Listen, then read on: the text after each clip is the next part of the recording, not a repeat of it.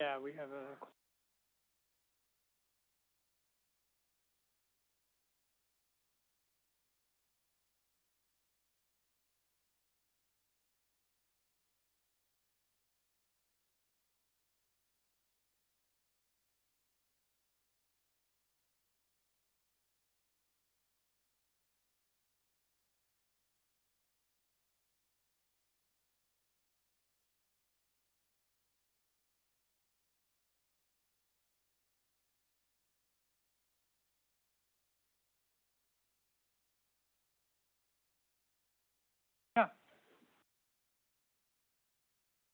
Good afternoon. Welcome. I'm Dan Garodnick, Chair of the City Planning Commission and Director of the Department of City Planning. Welcome to today's review session and special public meeting. We are joined today by Vice Chair Knuckles, Commissioners Benjamin, Cerullo, Crowell, on Zoom, Dweck, Marin, Osorio, and Rampersad. And before we get to today's agenda, I'd like to encourage Queens residents in particular and workers to get involved in these early days of our Jamaica neighborhood plan by filling out a survey that we recently published on our website. Available in English and Spanish, this short survey is an opportunity for those who live and work in that community to provide ideas and priorities for the future of Jamaica. Your input will help shape a plan for homes, jobs, improved infrastructure, and more. We've already had a great response so far, over 380 responses already. You can find the survey at nyc.gov/Jamaica Plan. I'd also like to congratulate the New York City Department of Environmental Protection for completing its work to upgrade the storm sewer system along 3rd Avenue between State and Carroll Streets in Gowanus, Brooklyn. This upgrade is essential to ensuring a healthy environment for current and future residents of Gowanus. And thanks to the Gowanus Neighborhood Plan, there are many more sewer infrastructure improvements on the way. We look forward to hitting many more milestones like this one in the near future. Finally, I'd like to give a shout out to a couple of internal promotions at the Department of City Planning. I'm happy to announce that Laura Smith will be the Department of City Planning new Deputy Executive Director for Strategic Planning. Smart, collaborative, steady, and talented, Laura has over 15 years of experience at the agency, most recently as Director of Transportation Policy and Analytics Division. She will be a big help as we advance priorities like our City of Yes initiatives. I'm also glad to announce Joel Alvarez as the new Director of Population at City Planning. Having joined the division in 2005, Joel brings nearly 20 years of experience to the role, including tireless work on the last 2 U.S. censuses. Over the years, he's advised the Census Bureau on ways to improve their enumeration and has helped make sure that every New Yorker was counted in 2020, giving our population the funding and representation that it deserves. So, congratulations to both of them. Their new roles are very well deserved. Moving to today's agenda, before our usual Monday review session, we're going to hold a special public meeting to vote on an application that is on deadline, so we need to make our decision now rather than Wednesday when we would typically hold votes. This project, located at 893 Eagle Avenue in Morrisania in the Bronx, will include over 80 homes, of which around 50 will be supportive and around 30 will be income restricted. It also includes a public staircase connecting Eagle Avenue and East 161st Street, improving access and walkability for pedestrians in this neighborhood. For our review session, we have a couple of housing proposals starting public review today. First, the City Planning Commission will hear about a new building with 14 homes, 30% of them income restricted at 190 83rd Avenue in Kew Gardens, Queens. The project would be close to Forest Park and the Metropolitan Avenue commercial corridor, as well as a few blocks from 4 bus lines and the Long Island Railroad. Moving to Crown Heights, Brooklyn, we'll learn the details of 962 Pacific Street, a mixed-use building with 150 homes, about 40 income restricted, and commercial and community facility space near the A and C trains and Franklin Avenue shuttle.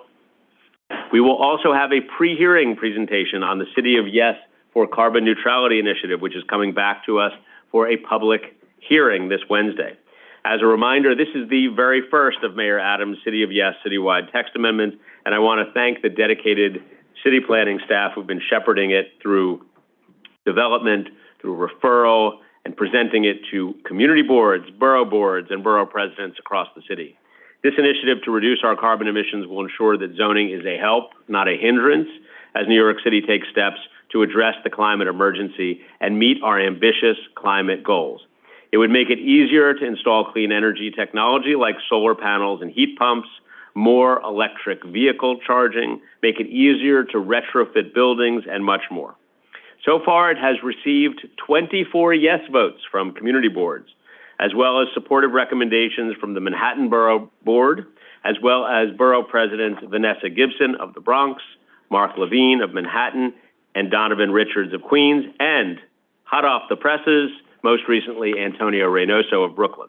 We will go through what we heard during these meetings at the community boards and borough boards a bit later this afternoon. And before I turn it over to Ryan, I do want to correct my very quick read of attendance. Commissioner Crowell is here with us in the room. Welcome. And Commissioner Kermani is with us on Zoom.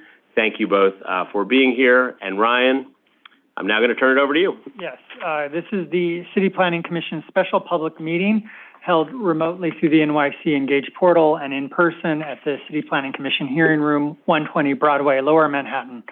Today is Monday, July 24th, 2023. I will now call the roll. Chair Garodnick. Here. Vice Chair Knuckles. Here. Commissioner Benjamin. Present. Commissioner Bozarg is absent. Commissioner Cirillo. Here. Commissioner Crowell. Here. Commissioner Dweck. Here. Commissioner Gold. Here. Commissioner Goodridge. Commissioner Kamani is remote, I believe. Here. Commissioner Marin. Here. Commissioner Osorio. Here. Commissioner Ramprasad. Here. A quorum is present.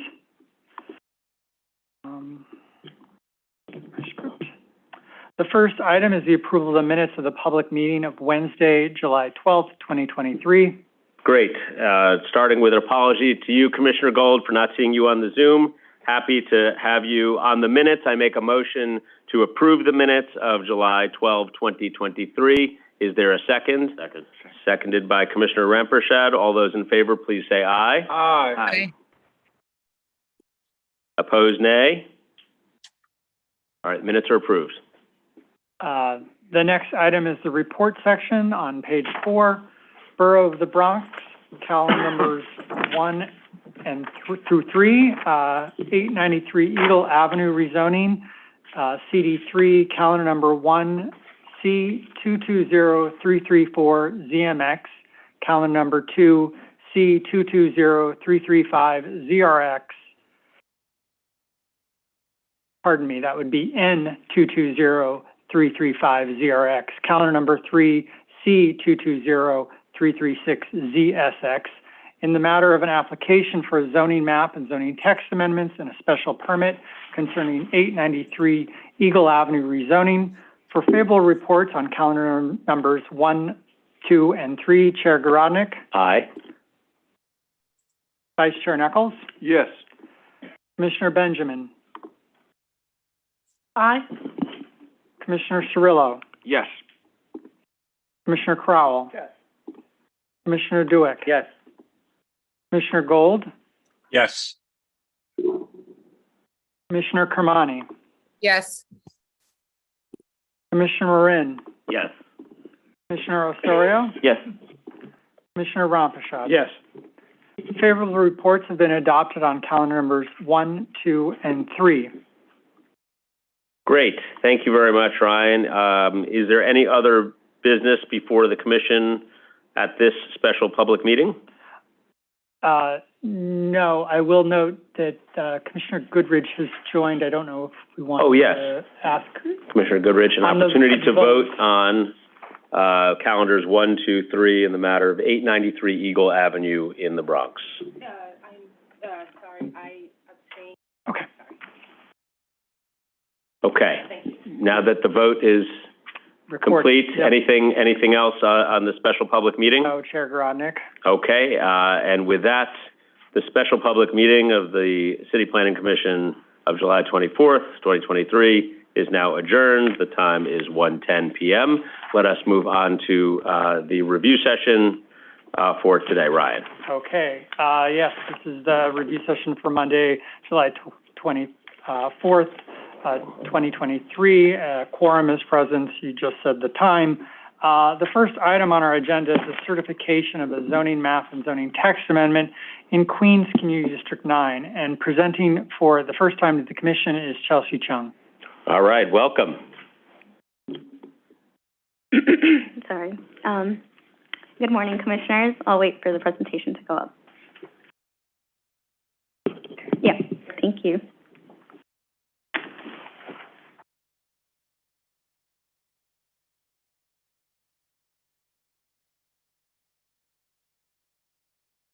Next slide, please.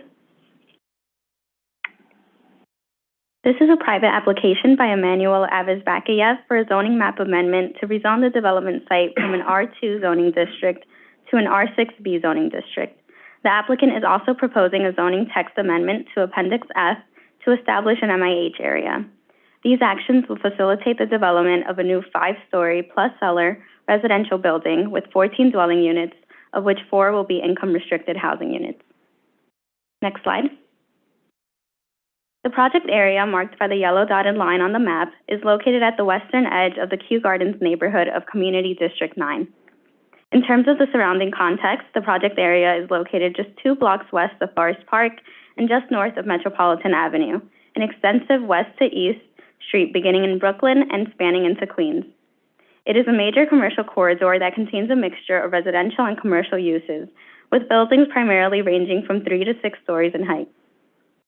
Lefferts Boulevard is located just a block east of the project area, which is a major north to south thoroughfare running through the communities of Kew Gardens, Richmond Hill, and South Ozone Park, and has a mix of residential, some neighborhood commercial retail, and a few community facilities. A half-mile north of the project area is Queens Boulevard, a major transportation corridor that has Kew Gardens Union Turnpike subway station and a few major public facilities like the Queensboro Hall and Queens County Criminal Court. The area has numerous transit resources. The Kew Gardens Union Turnpike subway station is the closest subway station to the project area, servicing the E and F subway lines. 121st Street Station, which services the J and Z subway lines, is located approximately 0.6 miles southeast of the project area. The Kew Gardens Station, which services the Long Island Railroad, is located approximately 0.27 miles northeast of the project area. There are also numerous bus lines that service the area along Metropolitan Avenue, Lefferts Boulevard, and Park Lane South. Next slide. The surrounding area has a wide range of land uses, including multifamily walk-up and elevator buildings, 1- and 2-family residential buildings, schools, retail, office, and mixed residential and commercial buildings. The project area depicted by the dotted black line on the map is located within an R2 zoning district that generally extends north towards Union Turnpike and Queens Boulevard. R2 districts in the surrounding area primarily consist of 2 to 3-story single-family homes, which are colored in light yellow on the map. South of the project area is mapped as an R7A district that primarily consists of multifamily apartment buildings ranging from 3 to 6 stories in height and are colored in brown on the map. C13 commercial overlays are also mapped to the south and east within R7A and R6B districts along Metropolitan Avenue. The commercial/office buildings within C1 districts are primarily 1 story in height, while mixed commercial and residential buildings range from 2 to 17 stories in height. Metropolitan Avenue contains a mix of multifamily apartment buildings and mixed residential and commercial buildings. The project area has remained an R2 district since the 1961 zoning resolution. The Kew Gardens Richmond Hill zoning amendment adopted by City Council in 2005 rezoned 140 blocks of the neighborhood. This rezoning changed R7-1 districts in the surrounding area to an R7A to make the district contextual with the older apartment buildings located in the area. The project area also comes within the Kew Gardens Richmond Hill rezoning boundary, but the rezoning did not change the underlying R2 zoning district mapped over the project area. Next slide. We are now facing northeast, showing the development site. In the map here, the project area depicted by the dotted yellow line encompasses Lot 48 of Block 3324, consisting of the development site shaded in pink on the map and a portion of Lot 50, which is depicted by a solid orange line, and of the same block, and is occupied by an existing 6-story residential elevator building. Lot 48 is applicant-owned and currently houses a 2.5-story, 30-foot-tall single-family home built in 1920. Lot 50 is not owned by the applicant and contains a 6-story elevator building built in 1939 with 46,200 square feet of floor area. The block of the development site is bounded by 60-foot-wide Abingdon Road to the north, 60-foot-wide 83rd Avenue to the east, 100-foot-wide Metropolitan Avenue to the south, and 60-foot-wide Audley Street to the west. Next slide. To give a quick tour of the site, the image on the screen is showing the view of the development site facing northwest from 83rd Avenue. As we can see, the site contains an existing 2.5-story single-family home. Next slide. This image is showing the view of 83rd Avenue facing southwest. The development site can be seen at the right side of the screen and marked by the red solid rectangle next to the 6-story multifamily building to its south. 83rd Avenue is a southbound local one-way right-of-way with 2 moving lanes of traffic and curbside parking. Next slide. The image on the screen is showing the view of the south side of 83rd Avenue facing south from the development site. We can also see the 6-story multifamily elevator building that is located south of the project area across 83rd Avenue. Next slide. This image is showing the view of 83rd Avenue facing northeast from the intersection of Metropolitan Avenue and 83rd Avenue. The development site can be seen at the far left along 83rd Avenue, depicted by a solid red rectangle. Next slide. The applicant is proposing to build a maximum 5-story plus cellar, 53 feet residential building with an accessory fitness center located on the ground floor. The building would contain 16,052 square feet of zoning floor area at an FAR of 2.01 at the development site. The proposed residential floor area would be 12,291 square feet with 14 dwelling units, of which 4 units would be reserved as income-restricted housing units at an FAR of 1.54. The unit mix proposed are 8 one-bedroom, 3 two-bedrooms, and 3 studio units. The proposed accessory fitness center would be located on the ground floor at approximately 3,772 square feet of floor area at an FAR of 0.47. The proposed development would contain a total of 7 enclosed parking spaces located in the rear yard. Next slide. This is a cellar level plan of the development site.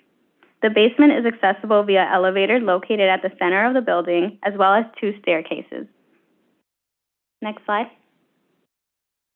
This is the first floor plan of the development site, showing the fitness center that is accessory to the residences only, occupying the entirety of the first floor level. The parking spaces are proposed at the rear yard of the development site, with access provided from the northern side of the development site, depicted by the gray arrow on the plan. Next slide.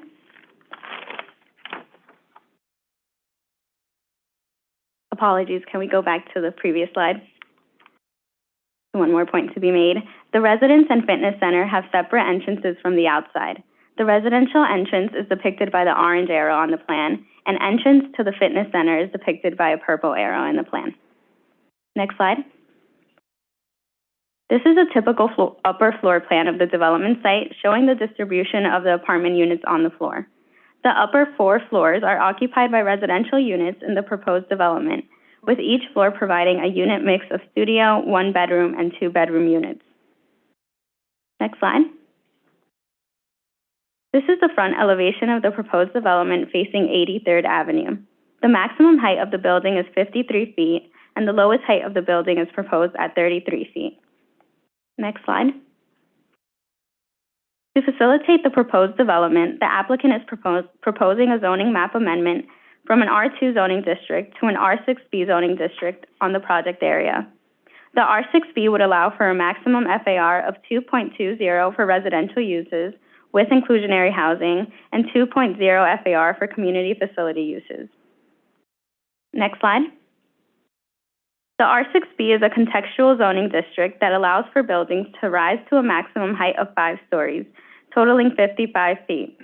Parking spaces are required for 50% of market rate dwelling units and 15% of income-restricted units. R6B districts are located in medium-density residential neighborhoods across the city, including Corona in Queens and Bedford-Stuyvesant in Brooklyn. Next slide. In addition to the zoning map amendment, the applicant is proposing a zoning text amendment to map MIH on the site pursuant to option 1 and 2. Shaded in dark gray, the MIH boundary would be coterminous with the rezoning boundary. The applicant intends to utilize option 1, which requires 25% of the residential floor space to be permanently income restricted at an average of 60% of the area median income, or AMI. This action would result in 4 permanently income-restricted units on the development site. Next slide. To summarize, the applicant, Emmanuel Avis-Bakayev, is seeking a zoning map amendment and zoning text amendment to facilitate the development of a 5-story plus cellar residential building with 14 total dwelling units, of which 4 would be income-restricted, with 12,291 square feet of residential uses and 3,772 square feet of accessory fitness center on the ground floor level. This concludes my presentation, and I'm happy to take any questions.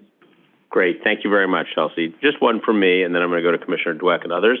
The parking is in the rear of the building with 7 spaces, correct? That's right. And the access is, it's just on the north side of the building, is that right? Yes.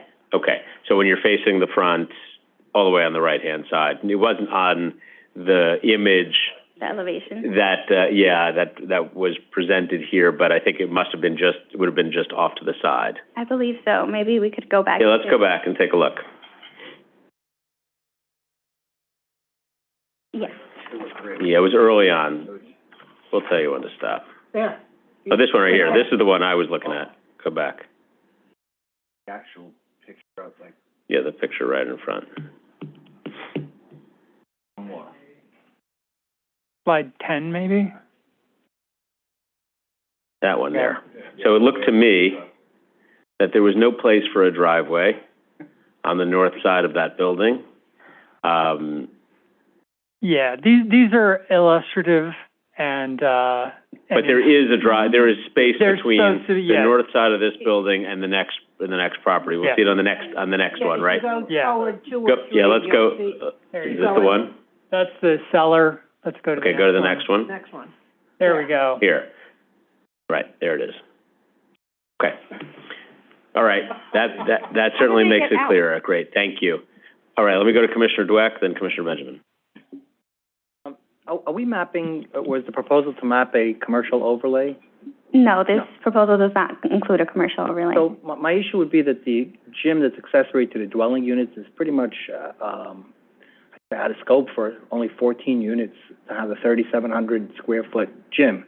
And the fact that there's a separate entrance leads me to believe that that would be a gym that would be available to the public, not just accessory to the units. So if we can get some clarification on the usage of that gym. Yes, as of now, the applicant team has shared that it would be only for the residences, so it wouldn't be allowed for the public to use, but we can definitely follow up with the applicant. 3,700 square feet for 14 units. Everybody's got to be a bodybuilder in that building. Fitness Yeah, I guess. Maybe I should move in there. Dorms for Olympians.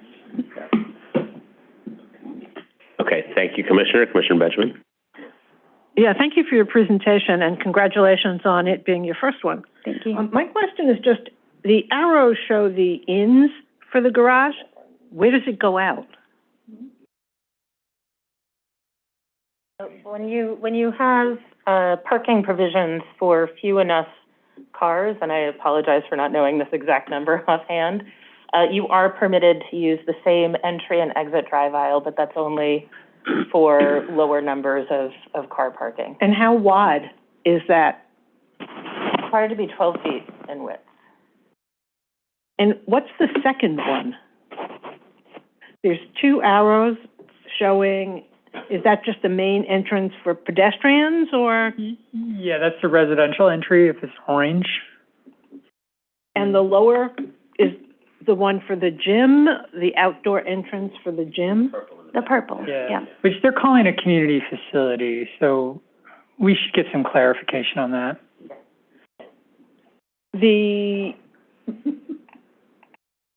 The residential entrance is the one that is in the lower part of the... There's two of them. Yeah, so I think the lower one is actually, the arrow should be flipped, because that's really just their emergency egress and not intended to be an entrance point for the building. Okay. The main entrance to the residential lobby is really the higher orange arrow that's just below the parking entry. Okay, and the area that seems to be indicated as a open space with some umbrellas? It's just landscaping in front of the building, between the building facade and the property line. This was just to keep them from having any sort of blank wall conditions, but they're, you know, they were really just trying to enhance the curb appeal of their proposal. But how does that match up with that little building that was next door? When you look at the proposed rendering, the building next door seems to not have as deep a front yard. Is that in fact the case? Can we go back to slide 10 quickly? Even though we know that it's not an entirely accurate rendering. So it does look like it is a deeper front yard. What they were trying to do with this particular building is in fact better align with the established larger multifamily building that's just to the left of it in this image. But the residential then steps further back. The single-family home seems to be somewhat eclipsed. Okay, thank you. Okay, thank you. Thank you, Commissioner. We'll go to Commissioner Cerullo, Rampersad, and Knuckles. So, okay, and I appreciate all the questions that it just came before, but I'm going to just ask, I'm going to focus on two that are related, and I'm calling them lot line windows, except I'm not sure that's actually what they would be called on the smaller built residential house that's next door, but what has happened, how much space is there between the house and the new building? Are there windows on the side of that house, which I'm guessing there's likely to be windows, and then on the building here, which are there legal building windows there, or are they lot line windows that are there that obviously are not legally required, so it's sort of risky? That was the risk they took at some point, even though the zoning at the time would not permit this building. Do we know what's happening on the sides of this new development? I think at this point, because we do know that there are a handful of inconsistencies in the illustrative materials, it might in fact be more helpful for us to have the applicant clarify this at the time of the hearing, and they can show more complete drawings that demonstrate the relationships with the surrounding context. That would be helpful, sure. I mean, I appreciate that. And I just, from how it looks like this building is built literally directly, which again, if they're lot line windows, that's a risk, but then what happens, you know, and then also because of the house, that's unclear too. So that would be terrific. Thank you, Commissioner. Commissioner Rampersad. Thank you. I was going to actually suggest the same thing, looking at the site plan. You know, in the R6B, you have to align with the adjacent neighbor, but on the site plan, there's no context to put that too. So if they can please add that. And, you know, I forget the provision too for the parking, but I just don't know how that's going to work going in and out from the backyard. And I know this community board very well because I was former chair of the board, so I expect the community to be really outspoken about this one. But other than that, I think that's really it. I think if they can just update the rendering and update the site plan, it would help a lot. Thank you. Absolutely. Thank you. Thank you, Commissioner. Commissioner Knuckles? Well, my question was actually asked by Commissioner Cerullo about the lot line on both buildings. I mean, what is our formal position regarding lot lines? I guess I should know that, but I mean, permitted lot lines in a pre-existing building where you're going to build right up to it. Is there a preservation? They're not building up to the building. They're not protected, right? Well, on one side they could be. No, they're not. They're not. Connected at all. Well, I was just going to say that the R6B and the R7A both permit buildings to be built to the lot line, sort of right there, and that if there are existing windows, they took that risk in building those windows now, and these could be an older building where they may pre-exist that, but also they should not be required windows. So there's a difference. If a window is opening into a bedroom, then that's a required window, and there's a problem if you're blocking that off. If That'd be these true are, with the house too, Ryan? With the house? The house has different, one that is it's multiple dwelling law, so the multiple dwelling law doesn't apply to single-family homes in the same way. But my understanding here is that you've got the 12-foot driveway next to the lot line where the house is. You can't see it on this image. And then Gotcha. I believe there's probably a side yard on that house as well. Got it. Which we can get more details on. Okay, got it. That makes sense. so notwithstanding this rendering, you're saying that the building would not be essentially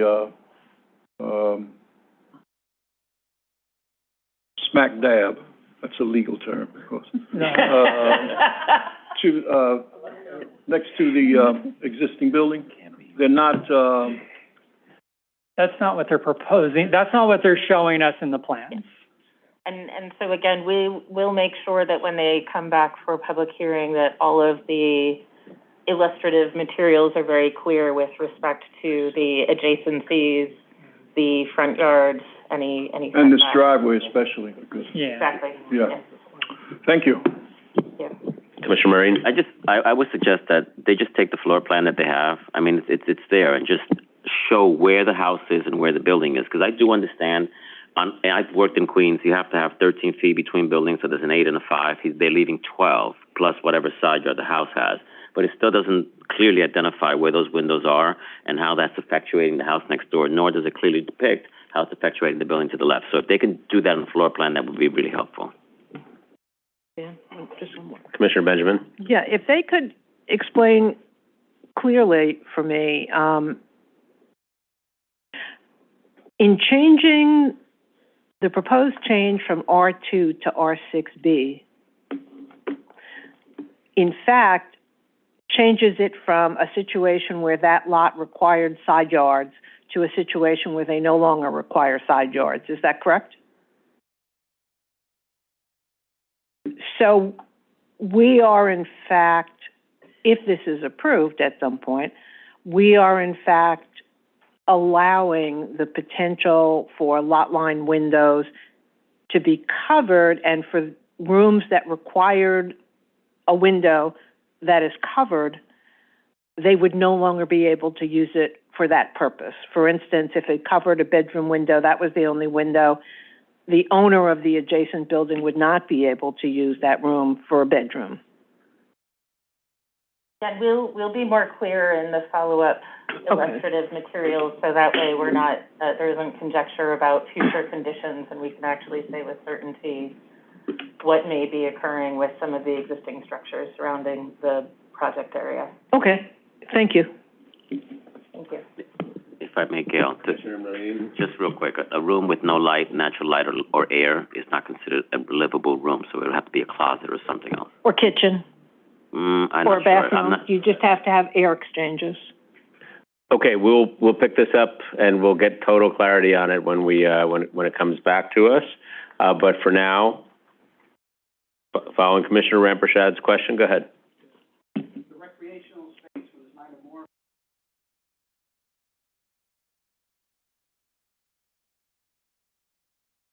believe that's a quality housing provision. Yeah. Yeah. So is the gym with The gym probably is the Okay, thing for that, yeah. just want to clarify that, sorry. Mhm. Yeah, I don't understand. In one building. Okay, good. Thank you very much. This item is certified. We're going to move on to the next item today. Congratulations, Chelsea. Nice job. Thank you. All right, Ryan. The second item on our agenda is the certification of a zoning map and zoning text amendment and special permit in Brooklyn Community District 8, and our presenter is Jordan Prod.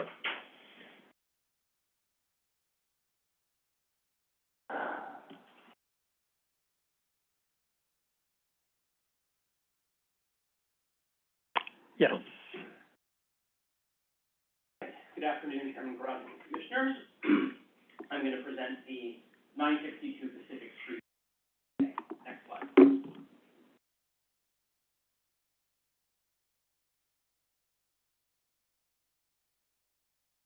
We get the next slide, guys.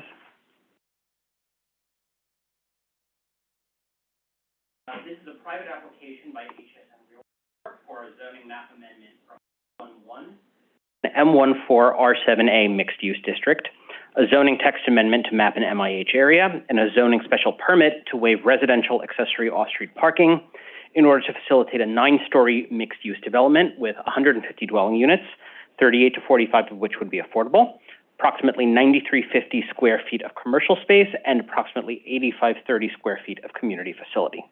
Next slide. Project area is located in the Crown Heights neighborhood of Brooklyn Community District 8, and it's situated on the south side of Pacific Street between Grand and Classen Avenues, just south of the border between Community Districts 8 and 2. Next slide, please. Thanks. Here's an aerial view of the project area looking northwest. The project area sits within a large corridor centered on Atlantic Avenue, a 120-foot wide street. Atlantic Avenue serves as a major east-west arterial that connects downtown Brooklyn with Queens, and is also a designated truck route by DOT.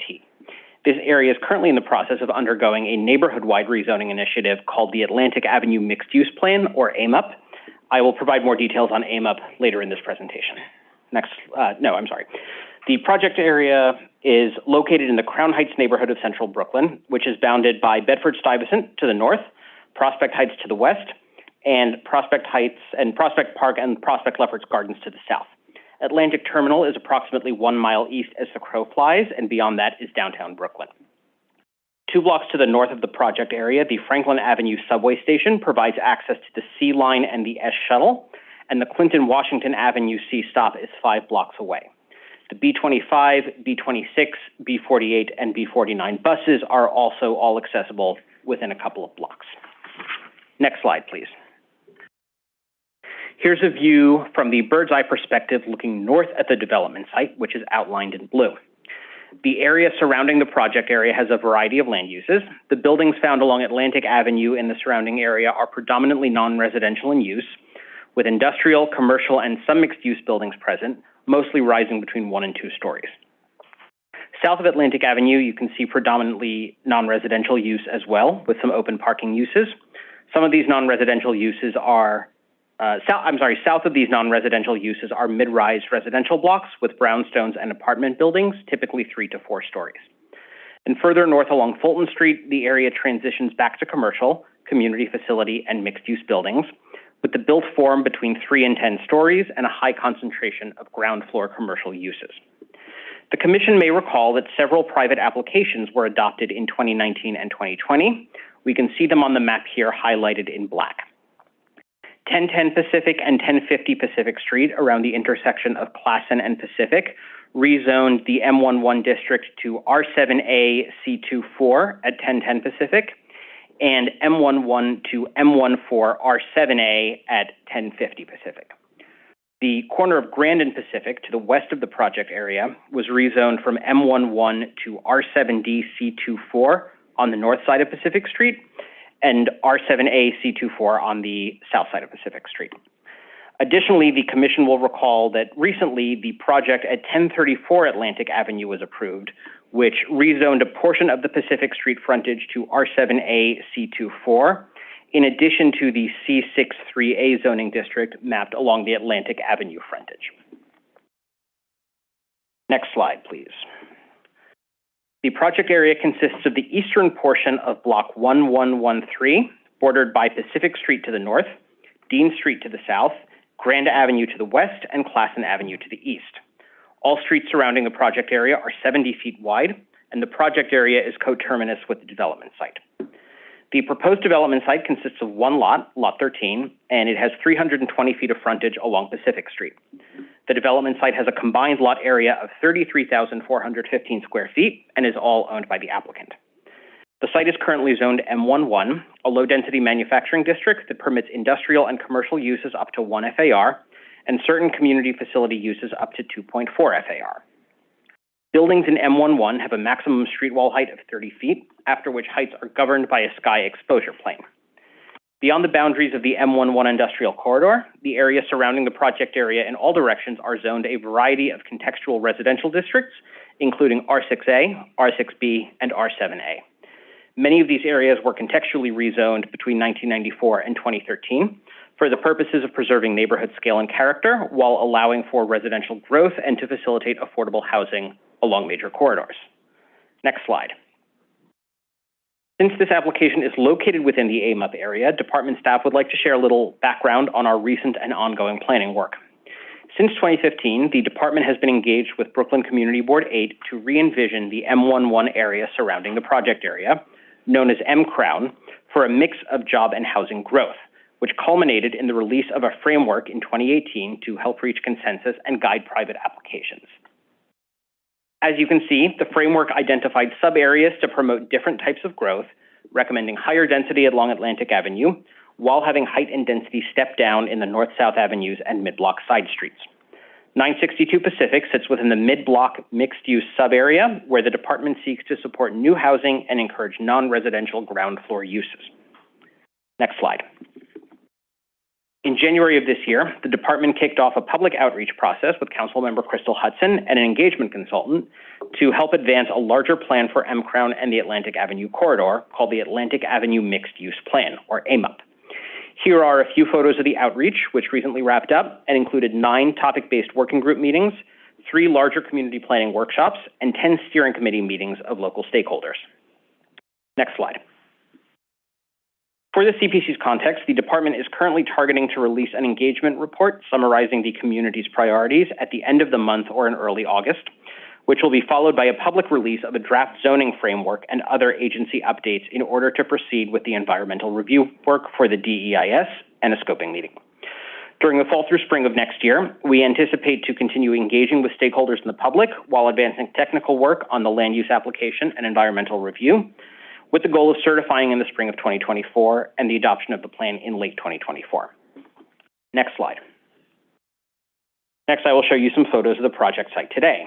This is along the Pacific Street frontage looking southeast, where we see a corrugated metal fence blocking the site.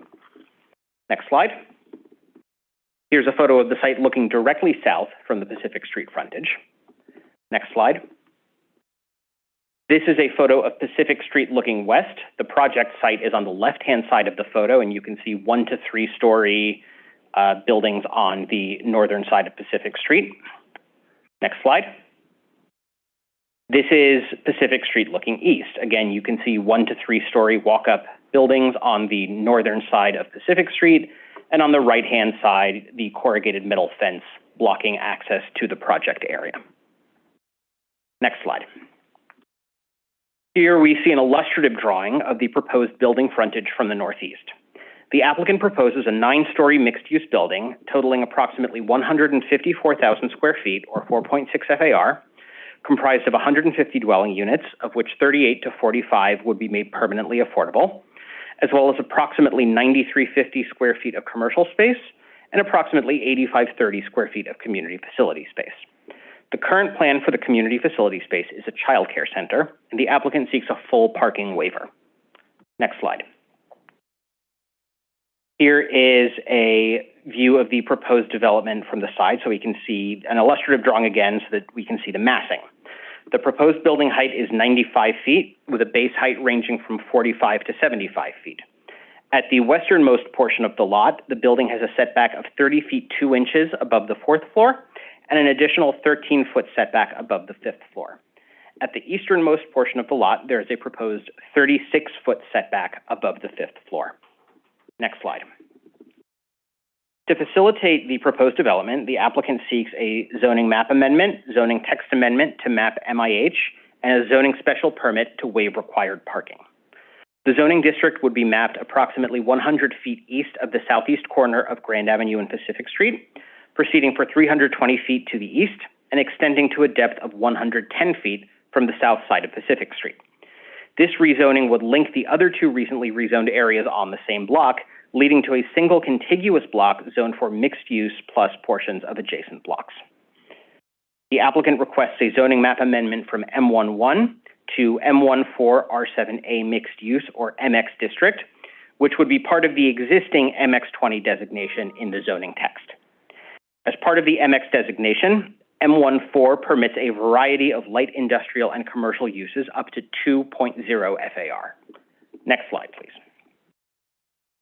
R7A is a contextual residential district that allows a maximum FAR of 4.6 for residential uses in an MIH designated area and 4 for community facility uses. There's a maximum base height of 75 feet and a maximum building height of 95 feet with a qualifying ground floor. Off-street parking is required for 50% of the dwelling units. No off-street parking is required for the commercial and industrial uses, although in this case, the applicant again is requesting a full parking waiver. Next slide, please. The applicant is requesting a zoning text amendment to establish an MIH area under options 1 and 2. This will create a contiguous area where MIH is mapped along Pacific Street between Grand and Classen Avenues. Next slide. Finally, the applicant seeks a zoning special permit pursuant to section 74.533 to waive all parking spaces due to the development's proximity to transit and the applicant's desire to allocate their financial resources towards affordable housing instead of parking. Without the special permit, between 59 and 62 spaces would be required. Next slide. This application requires a racial equity report. According to the RER, the median household income in PUMA 4006, roughly coterminous with Brooklyn Community District 8, is approximately $72,335, which is slightly higher than both Brooklyn and New York City as a whole. PUMA 4006 has experienced an 11.9% increase in housing units between 2010 and 2022, in line with a 12% population increase during the same time. Since 2014, 1,404 income-restricted housing units have been produced, and 2,362 have been preserved in this area. Next slide. The population living in Crown Heights and Prospect Heights is 27% white non-Hispanic, 5% Asian non-Hispanic, 13% Hispanic Latino, and 48% Black non-Hispanic. The percentage of white residents is 4 percentage points less, and the percentage of Black residents is 28 percentage points greater than those of New York City as a whole. Next slide. From 2010 to 2020, the area saw a 12% increase in population. During this time, the white non-Hispanic and Asian non-Hispanic populations approximately doubled, but the Black population decreased by 20 percentage points. Next slide. To conclude, this is a private application from HSN Realty Corp. For a zoning map amendment from an M11 district to an M14 R7A district, or MX20, a zoning text amendment to Appendix F to map MIH options 1 and 2, and a special permit to waive all parking requirements to facilitate the development of a new 9-story, approximately 153,000 square foot residential building with community facility and commercial space. Thank you very much, and I'm happy to take questions. Great. Thank you very much. I just have one, and then I'm going to defer to my colleagues. First, I want to thank the Brooklyn team for all of the work that they have put in to the AIM-UP study and the work related to community process to advance a plan in that area. It has been a lot of effort, and I know that you all are working very hard to try to drive results that are positive and reflective of community goals and goals of growth and housing and job creation. So I want to congratulate you on that. And I wanted to ask, obviously this proposal is in the middle of that study area. While there's no, as you pointed out, there's not yet a steering committee report, nor is there draft zoning text that has been presented publicly. But is there anything about this that you believe would be inconsistent with what that future neighborhood plan might yield? Without going into, right, as you said, the AMUP sort of draft framework or zoning has not been released yet, but we believe that this application generally fits into the vision of AMUP and complies, generally speaking, with the vision for the neighborhood under that new neighborhood plan. Okay, thank you. Commissioner Marin, Commissioner Osorio, Commissioner Ben. Thank you. Could you go to slide 20 for a second? This is always interesting. You know, when you talk about area median income, you're giving stats and you're showing that the area median income is 2020 is actually higher than state area median income. Is this for a family of four? Is this an individual? What is it? What AMI are you using to determine the higher side? The area median income in this case was what I pulled from the Equitable Data Explorer on our website. I don't remember offhand if it was for a family of a specific number or if that data tool just gives an area median income for the neighborhood and compares it to stats for the borough and the city as a whole, but I can look and let you know. Yeah, that would be helpful because what happens is that, you know, we usually use the gross area median income, and when you start dividing it by family of four, family of three, those incomes actually go down and drop lower than what they show. So if you can identify those, that would be great. Yeah, absolutely. Thank you, Commissioner. Commissioner Osorio. Thank you, Chair. Thanks for the presentation. I have two quick questions. The first one builds on Commissioner Marin's question. Given the large discrepancies in terms of median household income by race, you know, having Black African Americans and non-Hispanics and Hispanics almost, in some cases less than half, in some cases a third of the white non-Hispanic median household income, I'm wondering if the next time that we see is we can see how the MIH approach is actually responding to low-income communities of color needs in terms of the affordable housing offer proposal.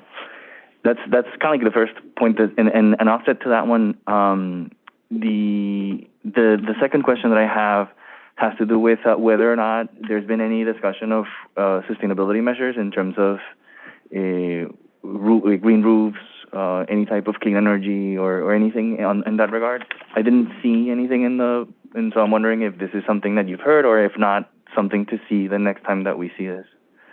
It's not something that I've heard about. Again, these are illustrative drawings, so I think it's not something that I've heard about or seen about in any of the illustrative drawings or renderings that we've seen, but I'm happy to follow up with the applicant and ask them to include any information to that effect in future presentations. Yeah, thank you. That would be great. I mean, we don't need to see a definite drawing, but we want to see what's the plan generally to comply with these laws.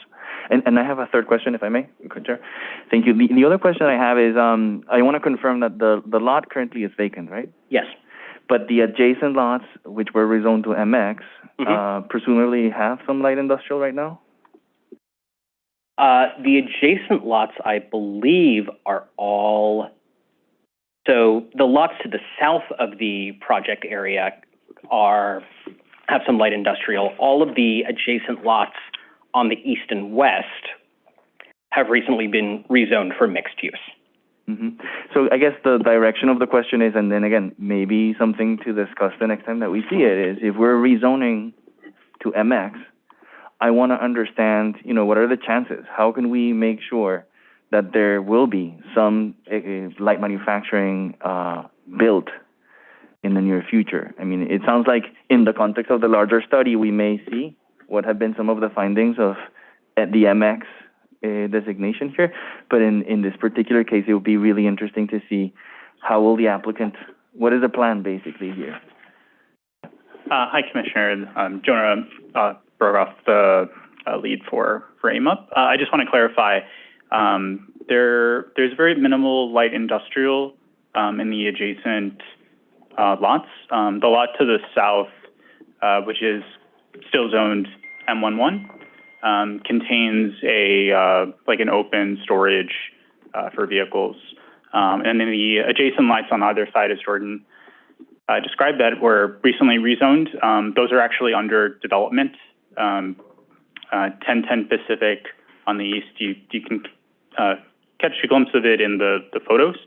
That's a 175 unit development under construction, and then the property to the west, there are actually two now conforming residential buildings, and then there's an adjacent property that's being redeveloped with residential and commercial. But we can describe that in more detail, the area. Thank you so much. Appreciate it. Thank you, Commissioner. Commissioner Benjamin? Yeah, I have two questions. The first one is, generally speaking, when we see rezonings, these site plans and renderings, nothing's tying the applicant to actually produce that. But here we have a special permit.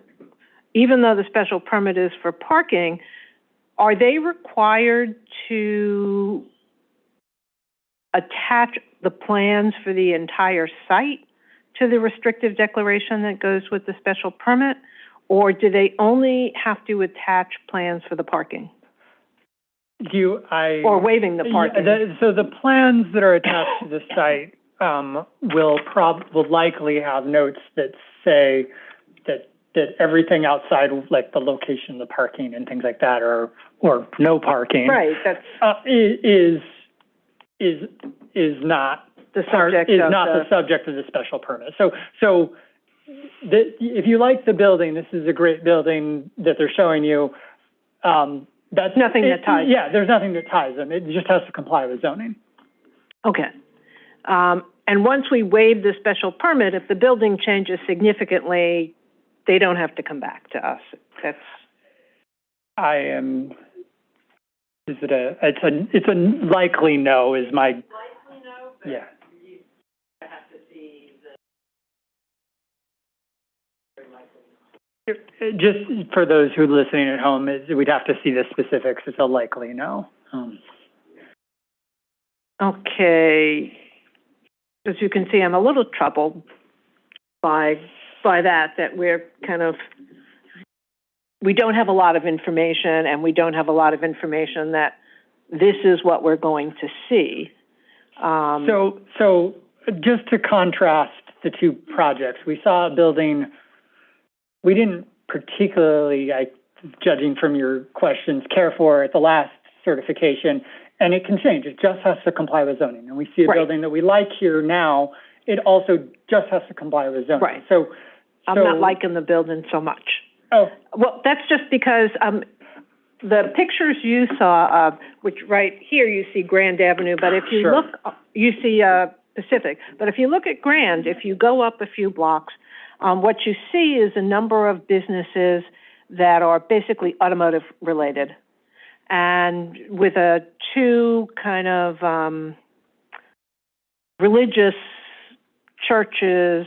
One's, I think, Pentecostal, and one's the Church of Neighborhood, whatever. But the neighborhood, as you go up Grand, as you go south on Grand, it does become more residential, as it does if you go west on Pacific. So in terms of the context, it seems to me that the context here may be wanting to be more of a lower scale residential. I mean, the automotive uses that are on Grand are basically 1 story. I think the church that's on the corner of Grand and the southeast corner is maybe 2 stories. And then along that street, there's basically 3-story brownstones. Mm-hmm. And in the past, this neighborhood was mostly light assembly manufacturing and automotive. So I'm just curious, in this kind of brownstone area on 3 sides, why the R7 is more appropriate than something that would produce more lower scale brownstone type housing? I'll just quickly jump in. I just want to say there, we've done quite a bit of outreach and work over the years in the neighborhood, and I would say, generally speaking, there is a recognition that we're not just mirroring the context of the adjacent blocks, but more of a re-envision and thinking about establishing a new context, just given the urgency of housing in this neighborhood and the goals of both housing and jobs that we've had with the community board, elected officials, and other stakeholders throughout the years. So I think when we've had quite a few applications the past few years, and our 7A, or that rough FAR, our height, has been a benchmark that we've had for a few applications, and that we're still internally developing the draft zoning for the larger neighborhood plan.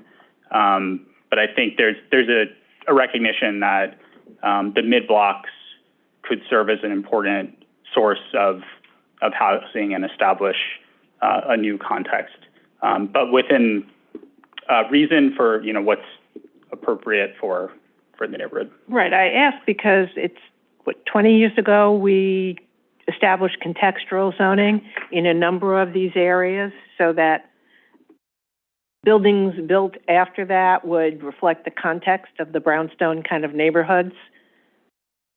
And at what stage do we decide that the context that we had previously thought was appropriate is no longer one that is going to drive new development? I'll say that this our planning work has evolved, and the needs of the neighborhood now are different than they were 10, 20 years ago. And in fact, the R6B zoning that was put in place to the west was part of a rezoning back in 1993 for Prospect Heights. So it's even further distant than rezonings. I would just add that as part of the 2013 Crown Heights West rezoning, we did map quite a number of mid-block R7A districts. So as part, there was a lot of discussion around that period of time about balancing preservation of mid-blocks across much of the area, but also allowing room for growth, particularly on a lot of the mid-block side streets in Crown Heights. Last question then. In the larger rezoning, then, can we expect to see that Grand Avenue is going to be proposed as even more dense than the mid-blocks? Is that the plan? We're thinking of I don't want to give away some information before we. We'd love to connect separately. I would say that we're thinking of a slightly taller, denser context for Grand Ave, kind of similar to the Grand Ave Pacific Street that proposed R7D along the avenue. But of course, we're still relatively early in the process, and we're getting ready to announce the zoning publicly. So it's we're not at the stage yet of having a final proposal, but still gathering ideas. And I understand, and thank you for that. I know this area well, and I have concerns, and I understand that you've been working really well with the community, and Crystal sings the praises of city planning for all of you who have worked on this with her. But I have concerns, but thank you. Great, thank you, Commissioner.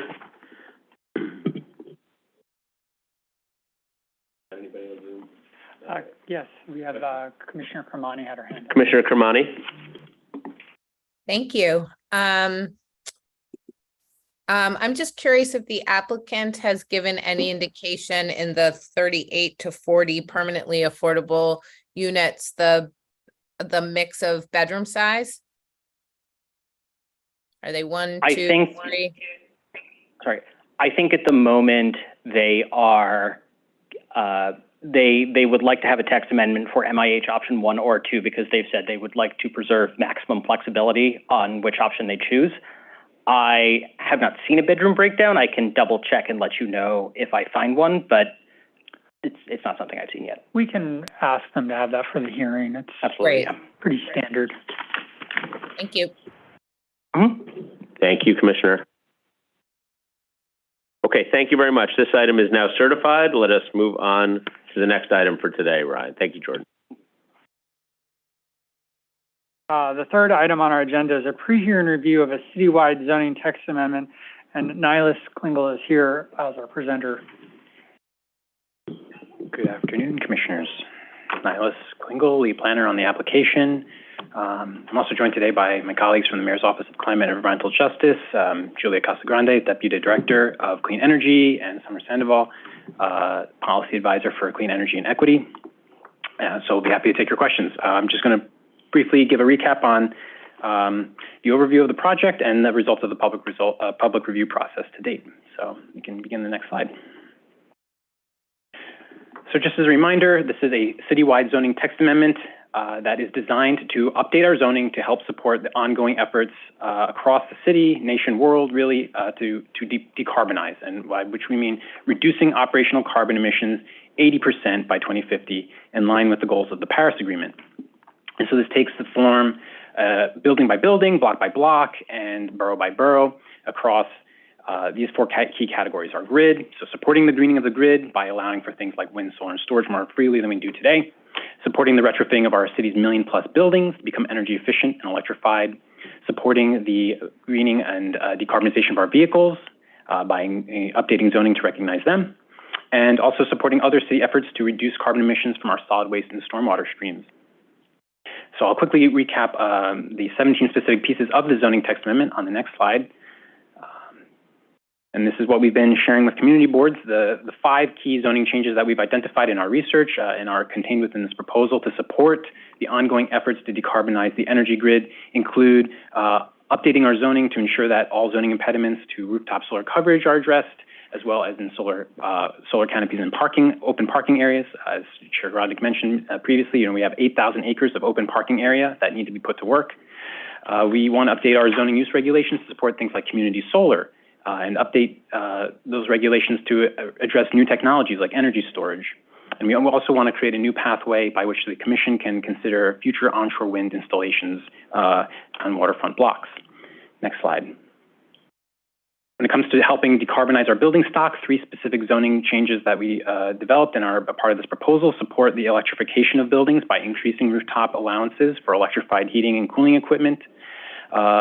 Updating zoning regulations around retrofitting to ensure that the widest range of retrofits, including things like recladding of office buildings, and as depicted here, is allowed.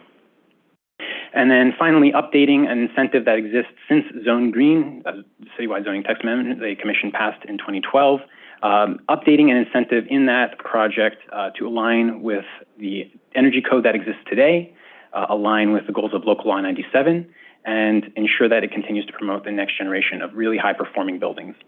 And as we'll touch on in the Q&A, I'm sure we've been sharing information with every community board about how to go about receiving technical assistance and financial assistance to do these types of projects. In particular, New York City Accelerator is a great program run out of the Mayor's Office of Climate and Environmental Justice that can connect building and homeowners with that assistance. Next slide. When it comes to zoning to help support the decarbonization of the vehicles in our city, we've identified 5 specific things that we can improve here. Expanding the districts in which commercial public charging is allowed. Updating car sharing regulations to allow for public EV charging in car share spaces. Updating commercial parking and public parking garage and lot regulations to ensure allow for things like car share, car rental, and commercial vehicle fleet charging. 4th, updating rules regarding automated parking facilities and ensuring that that is a pathway available citywide and not restricted as it is today to the Manhattan core. And then finally, updating regulations for bicycle parking to make sure that where zoning allows for something like vehicle parking, it's clear that it allows for bicycle parking as well. Next slide. Finally, the 4th goal here, supporting ongoing efforts to reduce solid waste and stormwater. The 4 key changes that we've advanced as part of this proposal relate to ensuring that permeable paving is always allowed citywide, updating our street tree regulations to allow for things like connected tree beds and rain gardens, which perform at a higher level when it comes to stormwater retention, adding regulations addressing composting and recycling, which don't exist in the ZR today, and eliminating a certification for the addition of a rooftop greenhouse on top of buildings. So these are 17 key elements of the proposal that we've been sharing during the public review process. On the next slide, as the Commissioner recalls, we referred this out on April 24th, the review session following Earth Day, for a 60-day public review. That was a concurrent review by all 59 community boards, all 5 borough boards, and all 5 borough presidents. So to date, the department, all of our borough office staff, myself, members of our central team, we have made presentations to all 59 community boards, oftentimes multiple presentations to various subcommittees, zoning, sustainability. And to date, we've received resolutions from 33 of those 59 boards as a non-ULURP item. This is not a obligation that a community board pass a resolution on this text amendment. However, we've been encouraging them all to do so. So to date, we have 24, as Chair Garodnick mentioned at the beginning, 24 community boards recommending approval of the application, 7 boards recommending disapproval of the application, and 2 boards waiving review of the application. And then on the borough level, the Manhattan Borough Board has recommended approval of the application, and Manhattan Borough President, Queens Borough President, Bronx Borough President, and as Chair Garodnick mentioned, hot off the presses, the Brooklyn Borough President have all recommended approval. Sorry, we didn't get a chance to update the slide here. It was late breaking over the weekend, but have all recommended approval of the application. The next steps here, we will be having the public hearing on Wednesday, of course, and we look forward to hearing from members of the public as well as advocates and experts who've been helping us develop this proposal. And on the next slide, I just want, could we go to slide 8?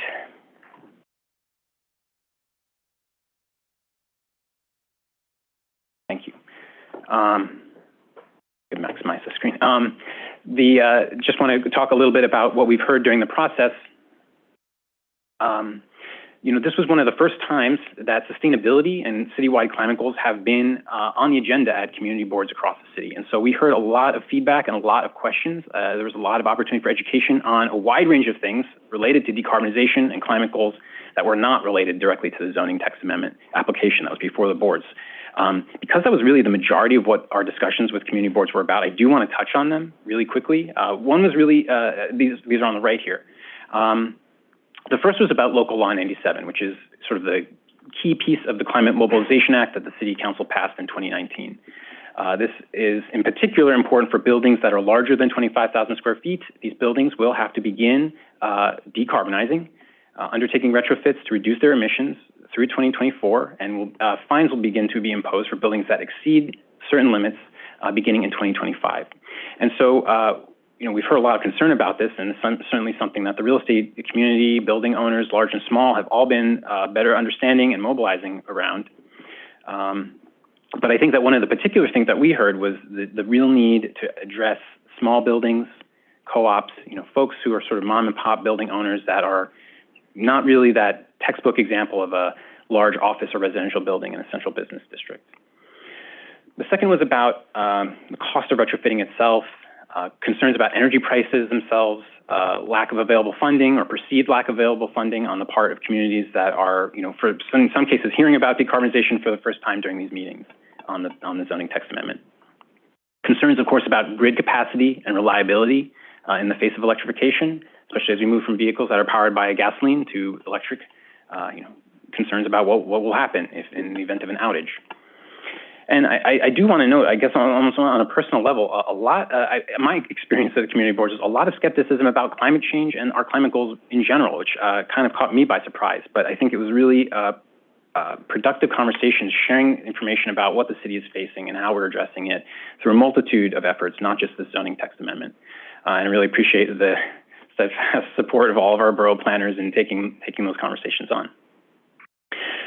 To focus now on specific feedback on the zoning text amendment, which we heard from communities, which are on the left here.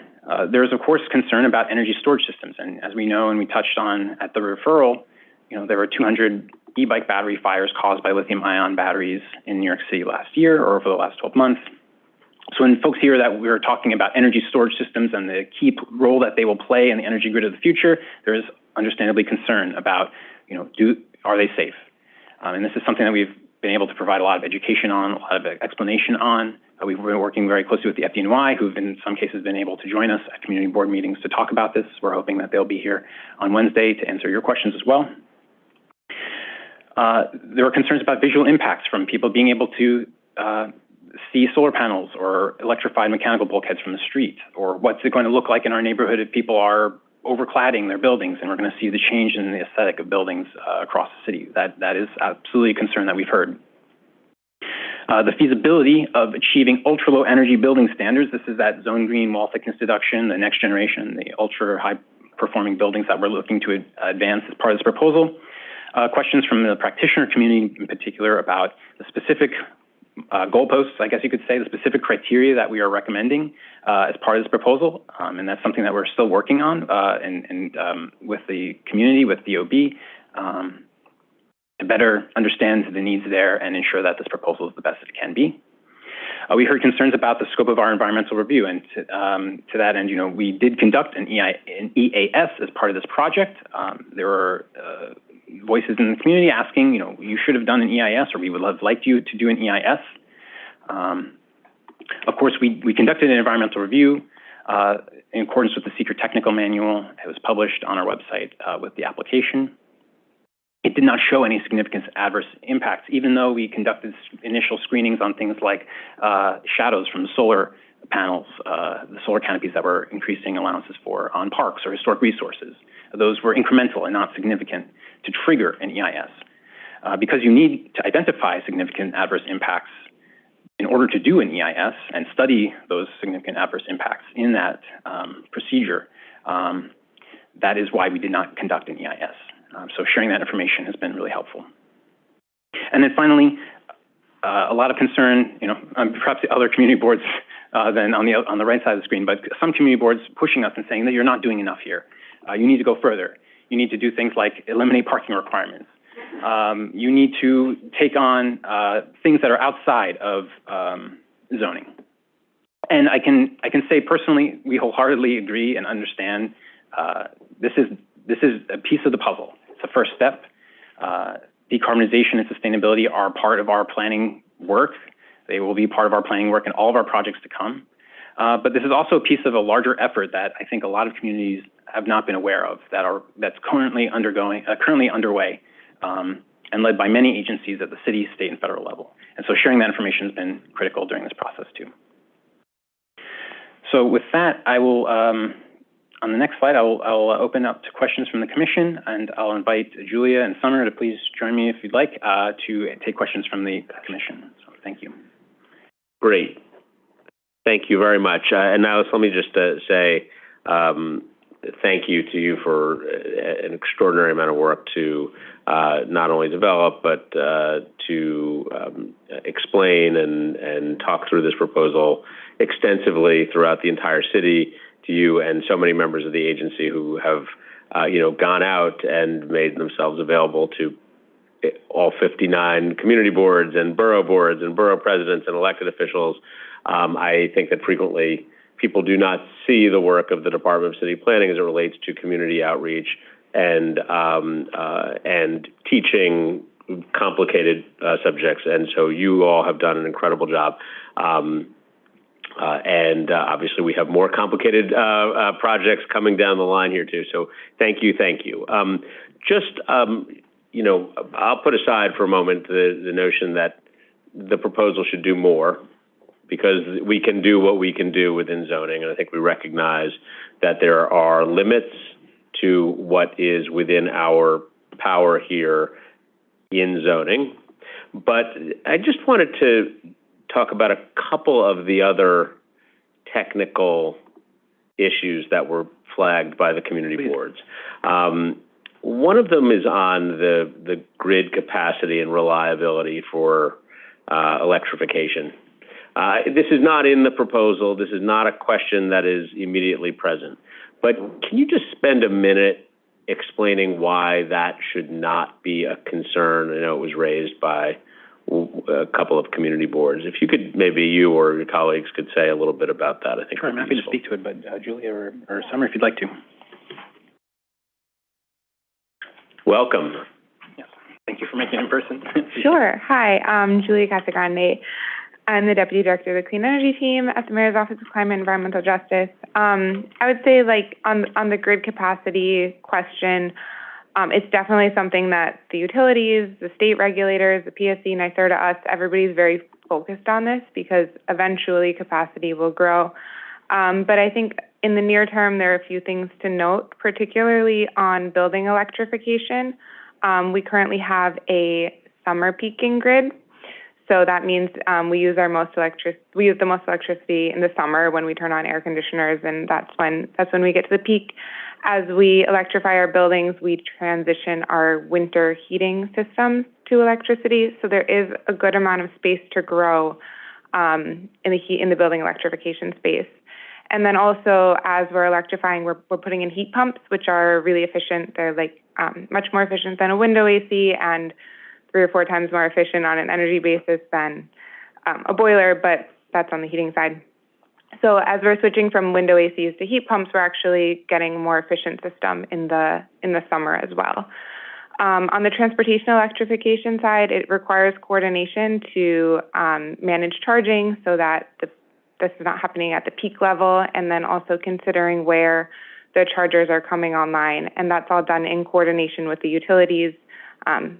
Entities have to submit load letters to Con Edison to show that there's space available at the particular space where they're putting in new technology. And then also just like to coordinate, we ensure that we are focusing on energy efficiency to reduce the demand broadly throughout the city. That's building energy efficiency. And then this zoning resolution will also allow for additional battery storage, which is really important to stabilize that peak electric demand as we're going out into the future and integrating with renewables as well. That's great. Thank you. Actually, my next question relates to the battery storage too, which could be for either of you, but I'll let you all decide who's best to handle it. Sure.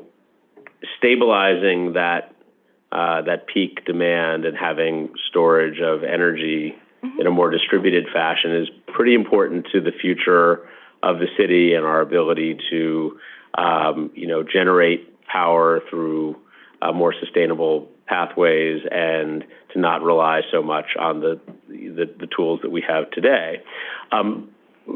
Everybody in New York has read at one point or another or seen on TV the existence of bicycle batteries exploding, causing very, very hot fires that are extremely dangerous. A couple of hundred of them in New York City over the last year. Community boards, members of the public would make a natural connection here between a battery on a bicycle and a battery of any type. Can you all say a little bit, and I know the answer to this question, but I do want to ask it. What's the difference here between the exploding bicycles and the energy storage systems which have the ability to transform the way that we distribute and hold energy for a cleaner future? Can you just spend a minute or two talking about the difference between those issues? I can start. I think this is an issue that we've seen, the conflation of the two technologies. I think the main difference is the regulation and the testing of the technology. So the energy storage systems that we're talking about here are highly regulated by the FDNY. They have a lot of insurances that if anything did happen, they had the protections, but the technology is also pre-approved and tested, whereas the e-bike batteries have been from largely untested technology, and that's also indoors as opposed to these systems which are separated from the buildings. I would just echo that. in the midst of the public review process, there was a battery fire at a utility site in Warwick, New York, north of New York City. And I think that kind of underscores the question of, FD&Y review, DOB review for safety, and the precise technologies that are involved. And so it's very important to emphasize that FD&Y review is quite rigorous. There are very few energy storage systems that are allowed today in New York City. And in fact, the one that did not function correctly up in Warwick is not on that list and would not be permitted. In fact, that technology, the particular battery chemistry involved there is one that the FD&Y recommends against. So the energy storage permitting that's going on at the FD&Y side and at DOB at their Office of Technical Certification and Review is extremely rigorous and ensures that the energy storage systems that already exist in the city today and will exist in the city with or without this application are the safest. So that hopefully will allay concerns, but it's absolutely one that we've heard in the public review process. Have there been fires related to the systems that we're actually talking about here in New York City? Have not. There have not. Vice Chair Knuckles. Thank you. I echo the chair's sentiments about the excellent work that you and the team have done. I just wanted to go back to the slide where some of the concerns, and specifically the EAS versus the EIS. Sure, yeah, I think that's the prior slide. Yeah. And I just wanted to, better understand what the concerns were. I mean, was the concern that there should have been a full-blown EIS as opposed to an EAS? That's right. That's right. And I think that it comes down to a question of understanding the process. And so once we explained it, I think that solved the issue. Right. But understanding that the EAS is sort of the first step. If impacts are identified, then you undertake an EIS to further explore those impacts and the mitigations to ameliorate them. But since we did not identify them in the first phase, we did not proceed to the next phase. It wasn't so much that we were kind of doing a light environmental review. That's certainly not the case. And I think I saw Stephanie, so if you'd like to add anything to that, please go ahead. Sure. Hi, Stephanie Shalou, Director of Environmental Review here at City Planning.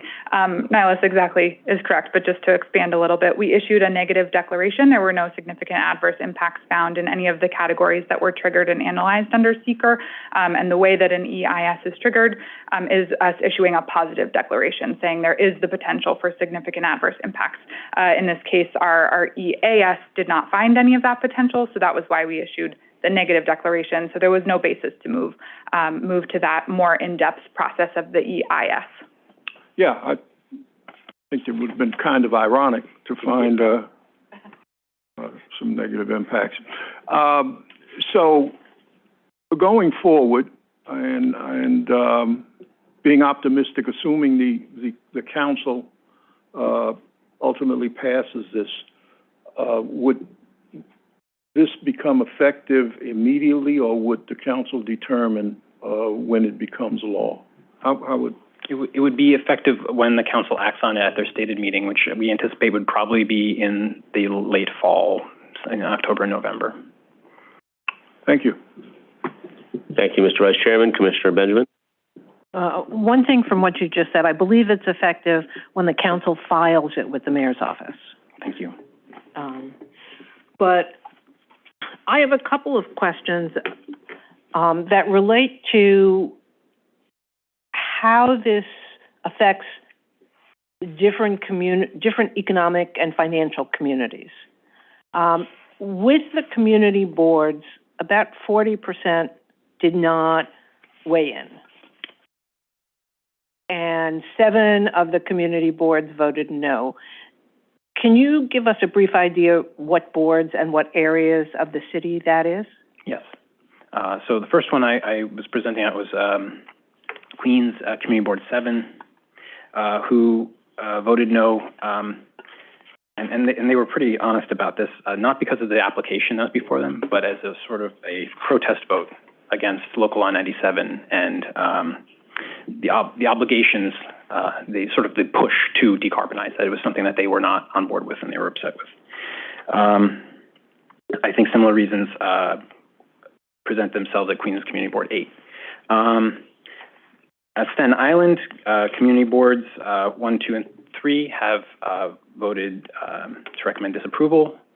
I think there's a lot of concern about climate change broadly, the impacts of energy storage in residential communities, and in particular, because it's a lower density context, solar panels on the roofs of sloping building typologies, like a single family house, and that those would be an eyesore.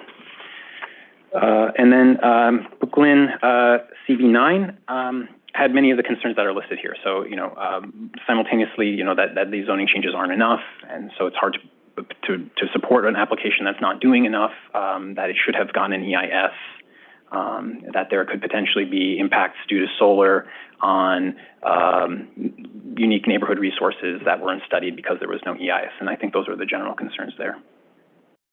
Hopefully that's helpful. And so there were no negative votes in the Bronx at all? None of the community boards voted no? We have not received a recommendation to disapprove from the Bronx, that's right. And there's obviously one other borough, that's Manhattan? There were no votes to recommend disapproval in Manhattan. I think maybe I missed Brooklyn's Community Board 15, where I think there were similarly concerns about retrofitting costs being passed on to homeowners. And in terms of the boards that didn't respond at all, can you give us an idea or provide later on a map of where those boards are?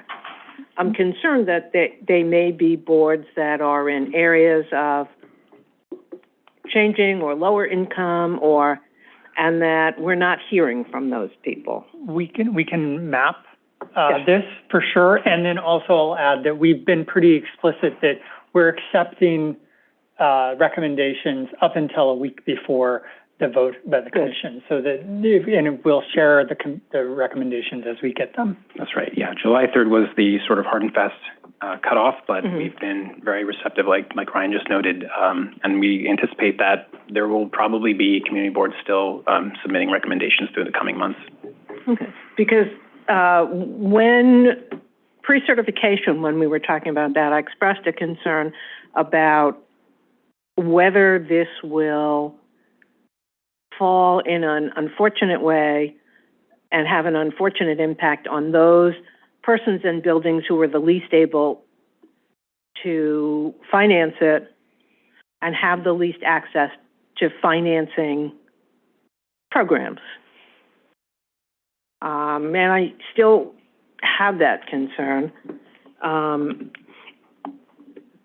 But moving from that concern, when you were saying before that the grid is robust enough and there's enough room to handle in the winter the increased demand by switching to electric methods of providing heat, are you talking about the overall capacity of the city in terms of generation, or have you also looked at the distribution networks throughout the city in making that assessment that there's enough capacity? Absolutely, yeah. Personally, and feel free, colleagues from MSCJ, to jump in. When I've been talking about the distribution grid, and I think that that's sort of the quality of life impacts that community members are most aware of, is when there is a localized event that causes a brownout in a particular distribution part of the distribution network, or they receive a text message asking them to dial back their energy usage because that substation is overwhelmed. It's not a question of, is New York City buying enough power on the state market? And to that extent, I think that when we're talking about the winter peaking grid, or moving towards a winter peaking grid or two peaking grid, it's important to recognize that we essentially already have, in some ways, an electrified situation in the summer when cooling citywide is generally electric. And when we see the future of electrified heating, it's important, it's really essential to emphasize that has to be accompanied by efficiency. And so one of the things that when we've been having these conversations at the community board level, emphasizing that decarbonization is twofold. One, and first and foremost, is efficiency, and then second is electrification. I wouldn't recommend anyone go out and replace their boiler with an electric system that does the same number of BTUs, overnight. What they really need to do holistically, and this is, of course, what the accelerator can help advise on, is chart a path over the next many years to make smart capital improvements. First and foremost would be efficiency improvements that reduce the amount of energy needed, whether it's fossil or electric right now, to heat and cool space. So as we move towards a future where there is a two-peaking grid, or we will see the efficiency improvements already undertaken, so that as electrification is heating is electrified, is done so in an efficient way. Last question, but isn't the grid geared towards providing additional electricity for cooling in the business districts, traditionally, where people are working during the day and they exist in buildings where opening a window is no longer possible, and that the grid is geared towards providing maximum power to those areas first, and that the time of day when residential uses predominate is generally at night for air conditioning? That is absolutely right. That's when the peaker plants are generally called on, is on a hot summer evening when everyone's coming home. It's also absolutely right that the city is a constellation of sort of localized energy grids, distribution networks that are local and sized differently based on historical demand. I don't know in as much detail about whether an office district is prioritized over a residential district, and certainly Julia and Summer, if you want to jump in, please. But hopefully that helps answer your question. It is, but the more information, and you can see kind of where I'm going with this generally. Yeah. But the more information about that and about the economics, because many times when we have these programs, communities that are less cognizant and less financially aware are left out of the planning process and cannot afford and don't have the same kind of access, either because they don't know about it or also because their finances are such that they can't get those loans and they can't get those accelerator program incentives. And they're left with exactly the electric bicycle issue, which is they are left buying a system that sucks, but that's cheap. And so I'm trying to understand more how we think this turnover is actually going to work in communities that don't have access to capital. Yeah, I think that's a really important point, and I think your assessment is correct, where the commercial spaces don't have much capacity that they're going to increase when they switch to electric, whereas residential it's more heating and less air conditioning, so there's more of a shift. I think this ties into a lot of other programs that the Mayor's Office of Climate and Environmental Justice is working on, maybe beyond the zoning, to focus on financial tools that can assist buildings in decarbonization. There's a lot of work in coordinating with the Inflation Reduction Act, which we can talk more about, to focus on getting the resources to those who need it the most, because this is a very important and relevant issue that you brought up. Thank you. Did you want to? Hi. Yeah, I wanted to directly speak to your question, Commissioner Benjamin, because I think it's a very important one. The zoning resolution really addresses where we can build, right? But it's not really, this is one piece of the puzzle, like Nyla said, and so the other pieces are really incentivizing and supporting how we build. And so I just quickly want to touch on a few pieces of some of our work programs and advocacy around leveraging state and federal incentives and clean energy resources into New York City, specifically in alignment with not only the zoning amendment, but also the city's strategic climate plan, as well as our long-term energy plan. First, I want to mention the public solar program, which was announced in Plan YC back in April. We're working closely with the Comptroller's Office as well as New York City Economic Development Corporation in developing a pilot proposal that is looking at deploying rooftop solar on a first cohort pilot of 3,000 low-income 1 to 4 family residential buildings in New York City, with the intention of expanding this pilot to many more thousands of other buildings.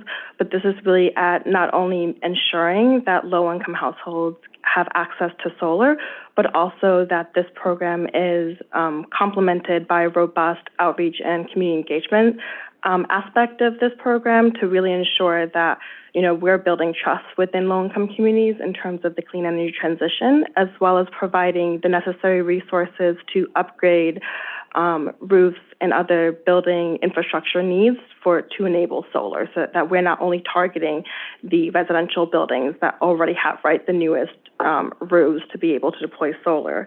A few of the other advocacy points I want to mention here in really leveraging state and federal funds is engaging with the state on the NYSERDA's New York Sun programs, which we have really advocated to increase New York City-specific allocations and carve-outs to ensure that, right, the gaps and the increases with the heightened costs of clean energy development in the city is addressed in those incentives, as well as we were able to co-create and pass on the state level the solar and storage property tax abatement that increases the solar tax abatement from 20% to 30% and addresses and allows for both solar and storage on buildings to be able to maximize the benefits of co-location of solar and storage, as well as increasing and opening the eligibility up to solar canopies on parking lots, which I know that this zoning text amendment also addresses.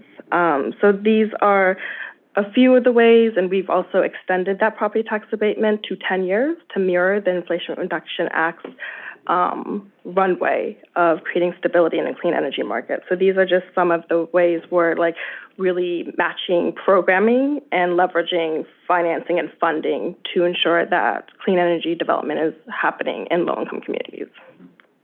And these funds will also be available to NYCHA? Yes, so we are also working with NYCHA to develop a specific solar and storage proposal for federal funding. Thank you. Thank you very much. Thank you. Thank you, Commissioner Benjamin. Commissioner Rampersad? Yes, thank you for the presentation. I share the same concerns as Commissioner Benjamin with regards to the community board feedback. You know, so you had 24 that approved, 7 disapproved, 2 waived. So there's still 26 boards that have not responded, which I know we can, I guess, reach out to them. I was just curious. So that's a large number of boards that have not responded. You know, even if you agree or not, you should probably respond in some way of writing just to let us know, because that feedback is very important. At least I consider it very important as well. I have a quick question. With regards to the comments you've already received, has there been any changes to the proposed text based on the feedback you've received so far from the boards or from the FDNY since you last presented? Well, on the FDNY front, we worked very closely with FDNY in advance of even advancing the proposal into referral, so they understand the extent of the proposal and are supportive of it. I think that there have been a couple of smaller sort of technical aspects of the zoning that have been raised in the public review process. And I think one that the commission will hear a lot about on Wednesday will be from the architectural community asking about the ultra-low energy building standards. To date, the zone green wall thickness deduction was a really helpful tool for an architect to convince a client to go beyond what energy code requires and make a building that retains its heat better. They want that tool to, in their practice, support our climate goals and going beyond code. And so they're concerned about making sure that the requirements in the zoning text to get that incentive are achievable. And I think that that's something we're very receptive to. We work closely with the practitioner community in the research and development phase. So we definitely want to make sure it's feasible. We also want to make sure that's a stretch and that it's pushing people to go beyond what they might otherwise ordinarily have done. So I think that that's sort of the key thing that I would highlight and the thing that you will probably hear a lot about on Wednesday. That's good to hear. because I'm on the DCP website and I go to citywide, I see the city of yes, but I don't see the actual text, the law written, because and when you're practicing, it's what's written. You need the text, right? And I'm going to tell you right now, I mentioned many times before, it's in black and white, but the building department may interpret differently. Sometimes there's a disagreement and jobs can lag. So I think if it was on the website, it would be great, because that way the professional community can also give some feedback on Wednesday, if hopefully they'll show up and come and speak about that, because I'm looking at it, I didn't see it. I do remember us getting it in our briefing packet, but I haven't seen it back since. So I was just curious. That's why I was asking if there are any changes based upon the feedback you've received. So. Yeah, I think there will also be some clarifications, improvements to the text, and that's fairly routine. That we're working with DOB after the referral, and we're looking more deeply at various provisions and identifying opportunities to just kind of tighten up the text. There'll be plenty of that, and we have had the chance to share the text with all of the, for example, AIAs. The Urban Green Council and League of Conservation Voters have also shared it very broadly, and it was. At the time of referral was right front and center on our website, the annotated text. So we know a lot of people have it in their hands, and we've been getting really good feedback on, I would phrase this section differently, for example. Thank you. Thank you. Thank you, Commissioner. Commissioner Osorio, Commissioner Osorio followed by Commissioner Crowell. Thank you, Chair, and thank you so much for the update, and congratulations on all the work so far. Thank you. I have a couple similar concerns. I will ask more questions on Wednesday. But today I wanted to just briefly say that I was impressed to see how many community boards actually have submitted comments. I'm hoping that all of them can submit before we actually vote. But I just wanted to say that that's a big sort of like milestone, and it reflects the work that you've done, both in terms of the thinking about this and the outreach to the communities. A quick clarification question. The only comments that I don't see in the SAP is the Staten Island Board President, and I'm wondering if have they submitted written comments, and whether those comments basically reflect the concerns of the community boards, or I'm wondering if you can talk specifically about what the Borough President's comments have been. Yes, I'll look into that and make sure that if it hasn't been submitted through ZAP, I'll make sure that it does. The Staten Island Borough President submitted a letter to the department, particularly focused on energy storage, and proposing that we modify the locations where energy storage would be permitted. In summary, beyond where restricted beyond where it's allowed today.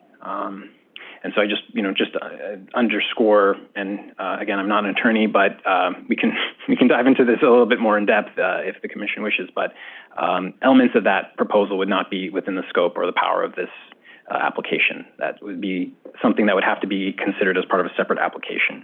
But I would sort of underscore that, broadly speaking, moving in the opposite direction in terms of where energy storage is permitted across the city is not going to help us meet our climate goals, and that's something that we would want to proceed with very cautiously. Okay, thank you.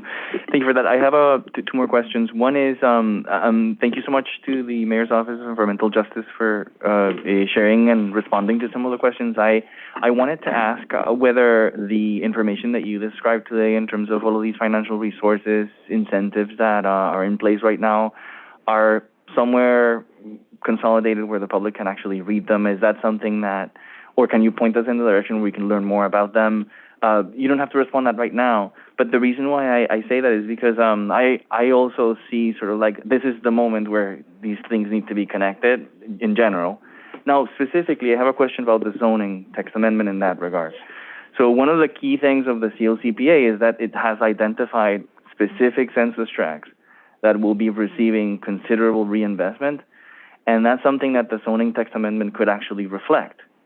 Have you considered, as part of the zoning text amendment, identifying places where you're going to be incentivizing certain uses, et cetera, to respond to, for example, the economic development that is, anticipated is going to happen here? So that's one question, specifically in terms of industrial retention. And again, this is, I think, a question that, I have, since we know that this is connected with the next zoning text amendment, but we don't know the specifics yet. Can we, or have you considered creating some definitions in terms of, what are the specific land uses that we actually want to incorporate in places where we have light industrial or heavy industrial that will ostensibly encourage the market to anticipate the demand for certain services and so forth. So when we plan for industrial uses, we can actually sort of like make sure that we're planning for them specifically. That's a question. But the other one is it possible to create some type of designation within zoning to identify these areas that are going to be receiving resources from the federal and state? Like this, what they've designated as disadvantaged communities, meaning specific census tracts, where ostensibly the state has mandated, where the state has mandated reinvestment. So it sounds to me that this is an opportunity to connect the two things that we're discussing in parallel, but could really speak to each other. So anyway, this is, I think, more of a larger question for us to discuss. And because I really welcome the opportunity to brainstorm together in terms of see how we can be useful maybe in doing that. But I'm not sure if you have any comments right now or if this is something that we can continue to talk about. A lot of thoughts. One of which is, and I'm a little jealous to see it, a hard copy of Plan NYC. I see my colleagues have brought them with them, but thinking of that as sort of a key example of a place to go to get this sort of like unified, codified information. When it comes to the homeowners and the building owners that are thinking about these retrofits, I think one of the things that we've tried to counsel them is in the context of community board presentations is don't try to go it alone. Don't try to go find,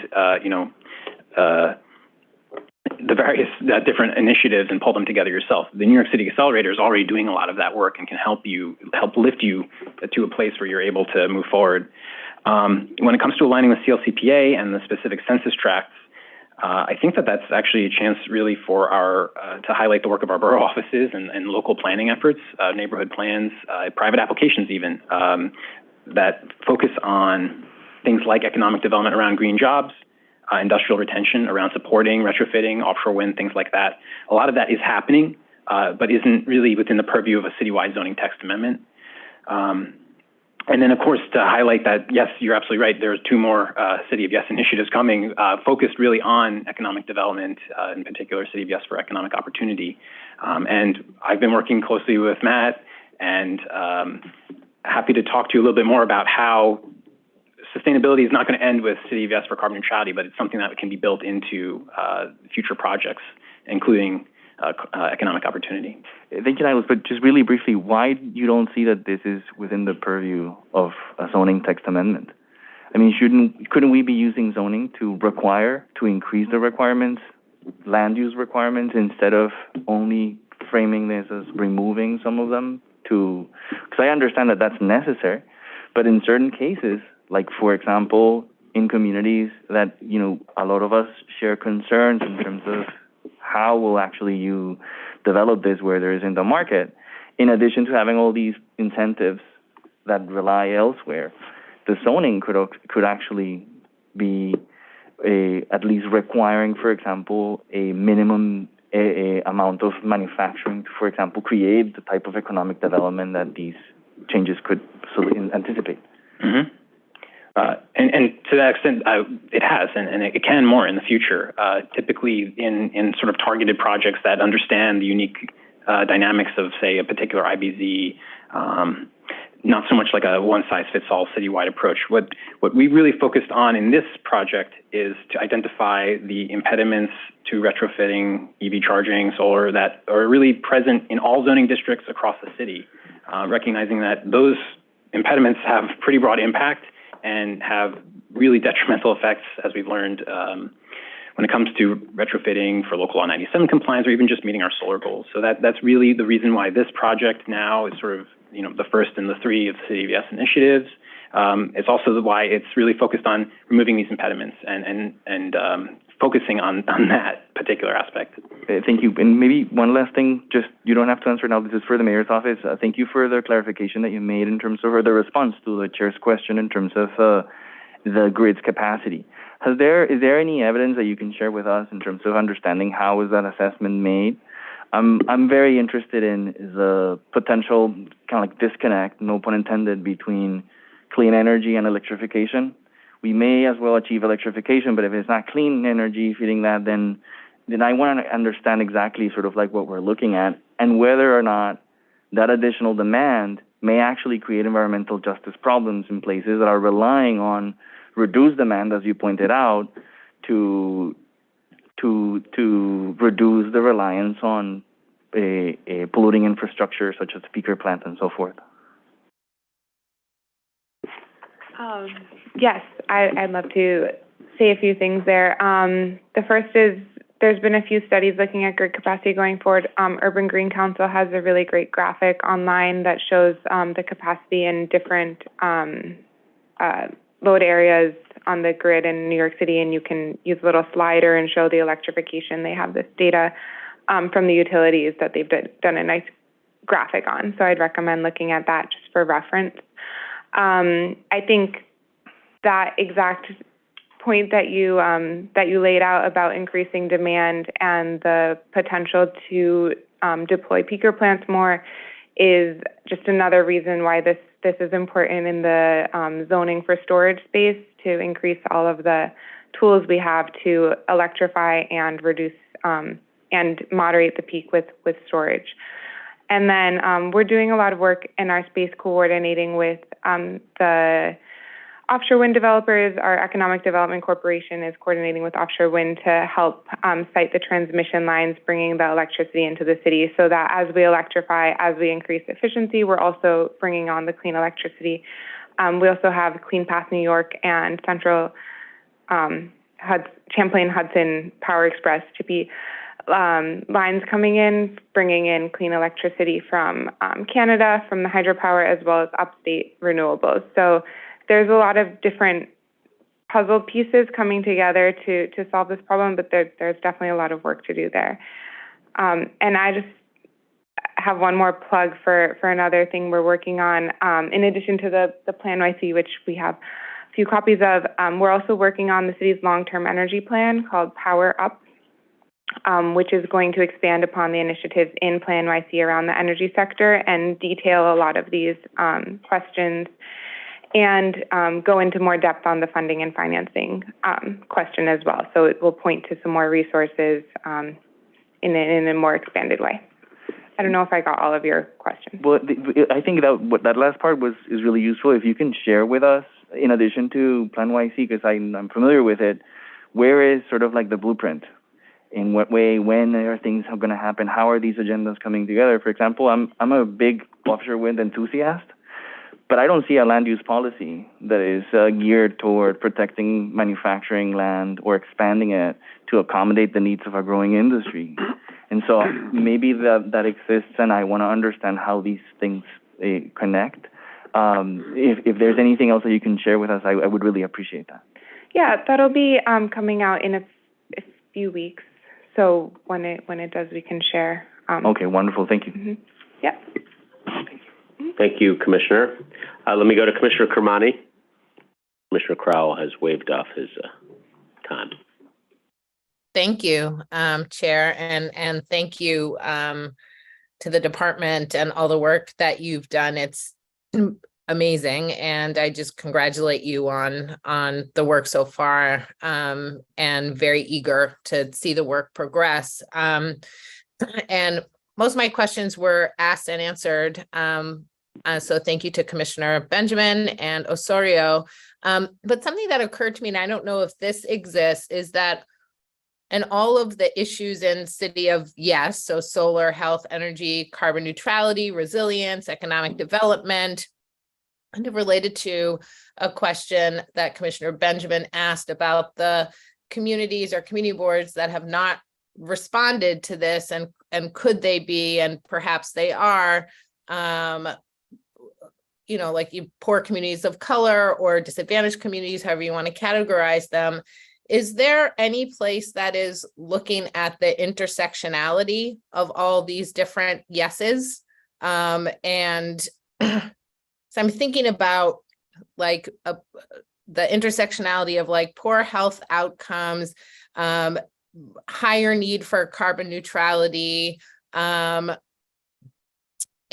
where those intersect with clearly a need for economic development, and how do we use that information as we look at kind of comprehensive city planning?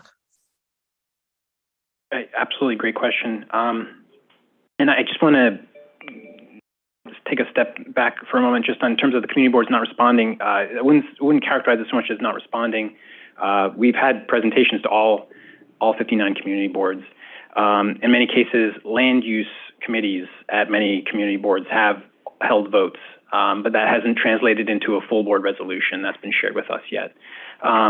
So I don't want to paint a picture where, there's a large portion of the community boards that are unplugged. It's, I think that just at that final step of getting that full board resolution hasn't occurred universally, and I hope it will through the course of the summer into September. But to that extent, I think it does raise some questions, and I think that it's something that we absolutely can do a little bit of analysis on, mapping against other demographic and decarbonization issues, and share that when we come back. So obviously we'll have the public hearing on Wednesday, and then I'm sure we'll be having some follow-up sessions with you all to discuss what's heard during the public hearing and how to address that feedback in the proposal, and certainly part of the presentation we could make at that point. Thank you so much. Well, thank you. Thank you, Commissioner. I'm going back to Commissioner Crowell. Yeah, I just have a quick follow-up, in part at least. If we were out speaking to community groups, what other large, dense jurisdictions could we point to that have successfully navigated this path? So we've looked at peer cities, absolutely, and I'd say that in a lot of ways we're in the lead. And in particular, when it comes to building decarbonization, there are, jurisdictions in Canada or the EU that are further along in terms of requiring extremely. I would expect that. I meant more domestically. I don't mind hearing about Europe, though. It's interesting too. But domestically, I'd point to LA and Boston as examples of cities that have really ratcheted up operational carbon emission reduction plans. Is Toronto acceptable? Yeah. So Toronto has really everything's acceptable. I'm not trying to be difficult. I'm just there's there's certain parts of the American experiment, if you will, that are really applicable. Well, I've looked at Toronto myself a lot in the research. Partly because they are really advanced in terms of identifying sort of what I think of as like the next phase of this. So hopefully in a couple of years when we're going through City of Yes for Carbon Neutrality 2, that would be embodied carbon and addressing embodied carbon. We're really focused right now here on operational carbon emission reductions. So, the day-to-day energy to heat and cool a building, but what actually goes into building that building. And Toronto has really done a great job of identifying how to start laying out a pathway. So as you're permitting or giving planning approval, making sure that there's an ecosystem of low embodied carbon materials going into that building. I think that that's really exciting work, and I would look to that. Julie and Summer, the extent to which other cities have focused or any programs on really high quality and successful community engagement and engagement with the small business community. I'll also note that in a lot of ways, with the IRA just passing, it sort of really fundamentally reshaped the landscape.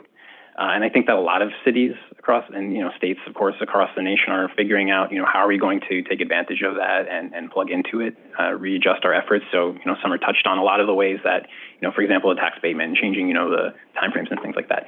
That's a large project, and it's ongoing. Okay, thanks. Thank you. Thank you, Commissioner. Commissioner Cerullo. Thank you. I realize, obviously, the public hearing on Wednesday will be hopefully interesting and educating, and I hope people from our neighborhoods come to share their point of view. I will say this, since it seems the issue of battery storage, which is really at least for the borough president of Staten Island, the primary issue. I know there was a question about was the borough president's comments mirroring or supporting the community boards. It was much more limited than some of the community board comments. from Staten Island, but the issue of battery storage, I think, is one we are not really focused on enough, and I think probably the reason Staten Island has commented on it so strongly is because for the past 2 years, maybe, it's been dealing with these facilities being created in the island under the existing scheme.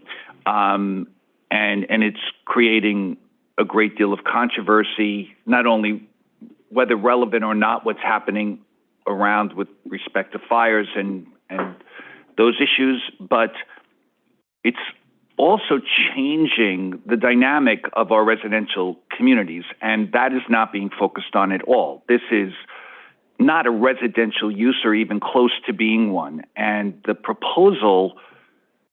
proposal turns these into as-of-right opportunities, and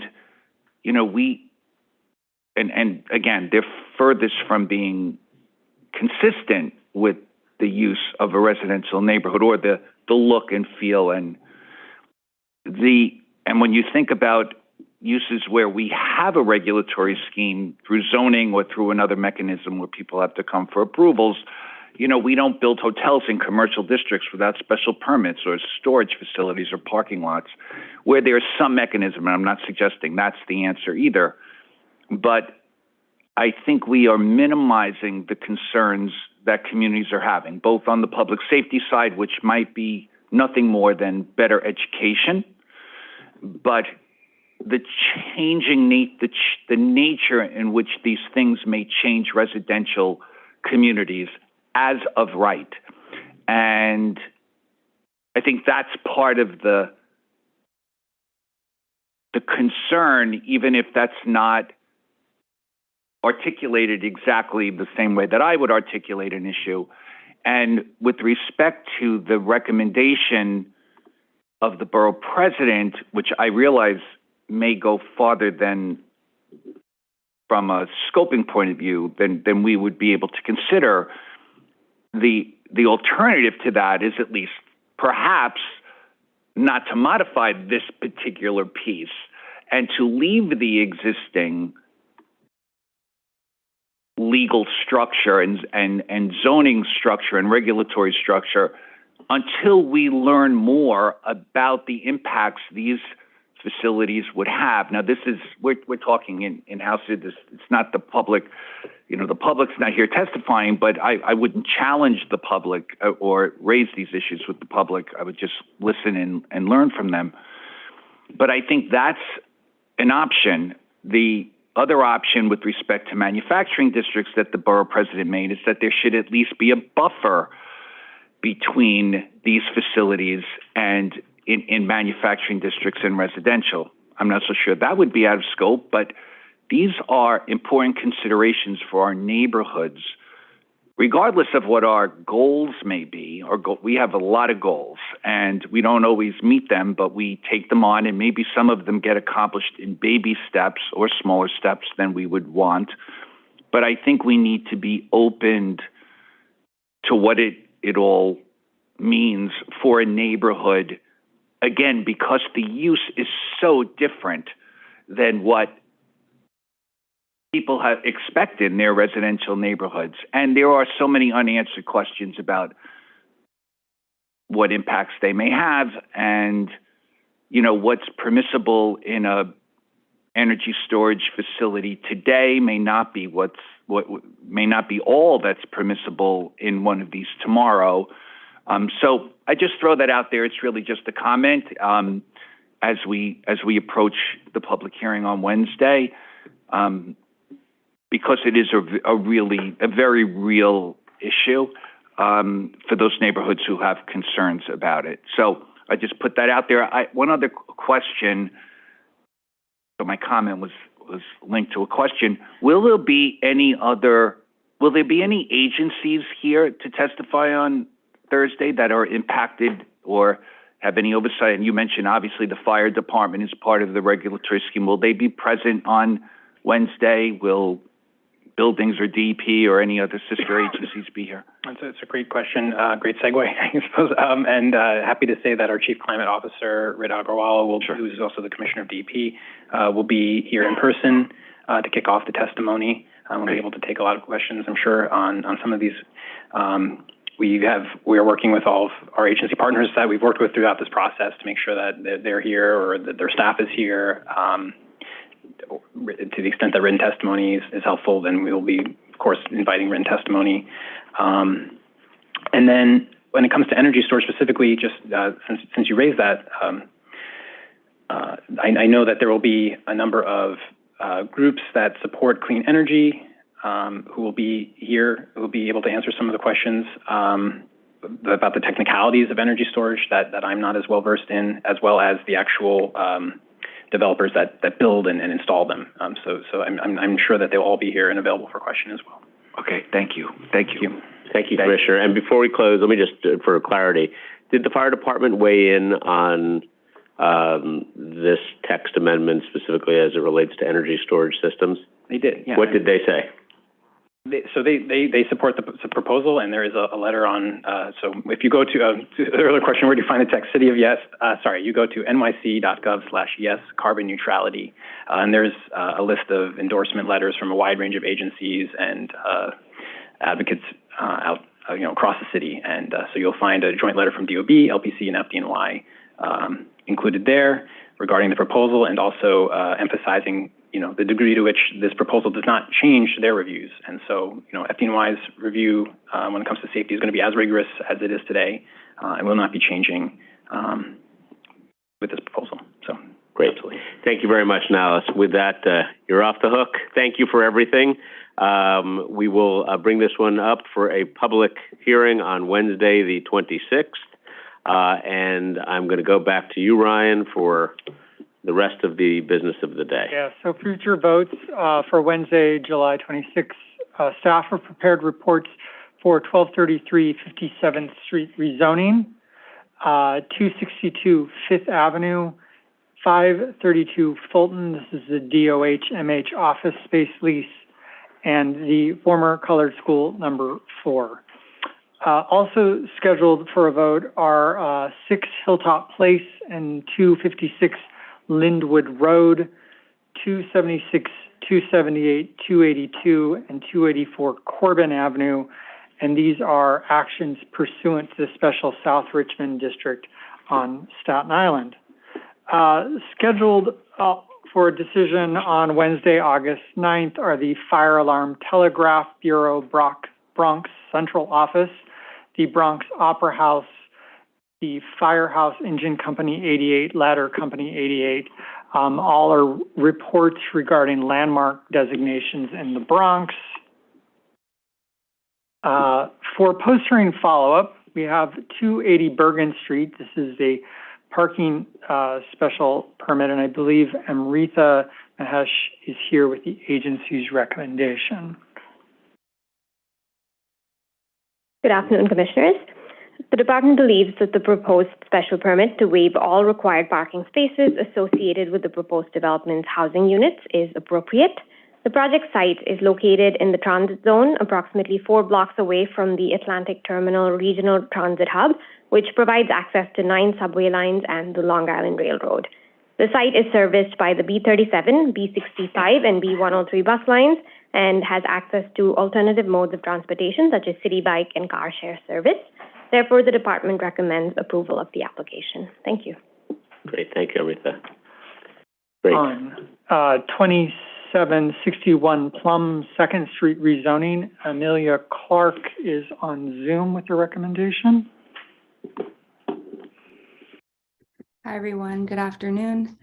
The department supports the application at 2761 Plum 2nd Street, which would allow the existing eating and drinking establishments on site to continue their operations as of right without having to engage the Board of Standards and Appeals. The proposed R32 zoning district only changes which commercial uses are allowed and does not change or expand the allowable residential uses. There is precedent for R32 in the near vicinity of the project area, and the FAR and parking requirements are consistent with the existing conditions. Thank you. Great, thank you very much. All right. Next, we have 244 East 106th Street. This is the Share NYC project. Staff will make their recommendations at the next review session. If there are any questions on this project, you can let us know. We have 4218 31st Avenue rezoning. Commissioner Rompishot is recused on this item, and Teal Daly is here with the agency recommendation.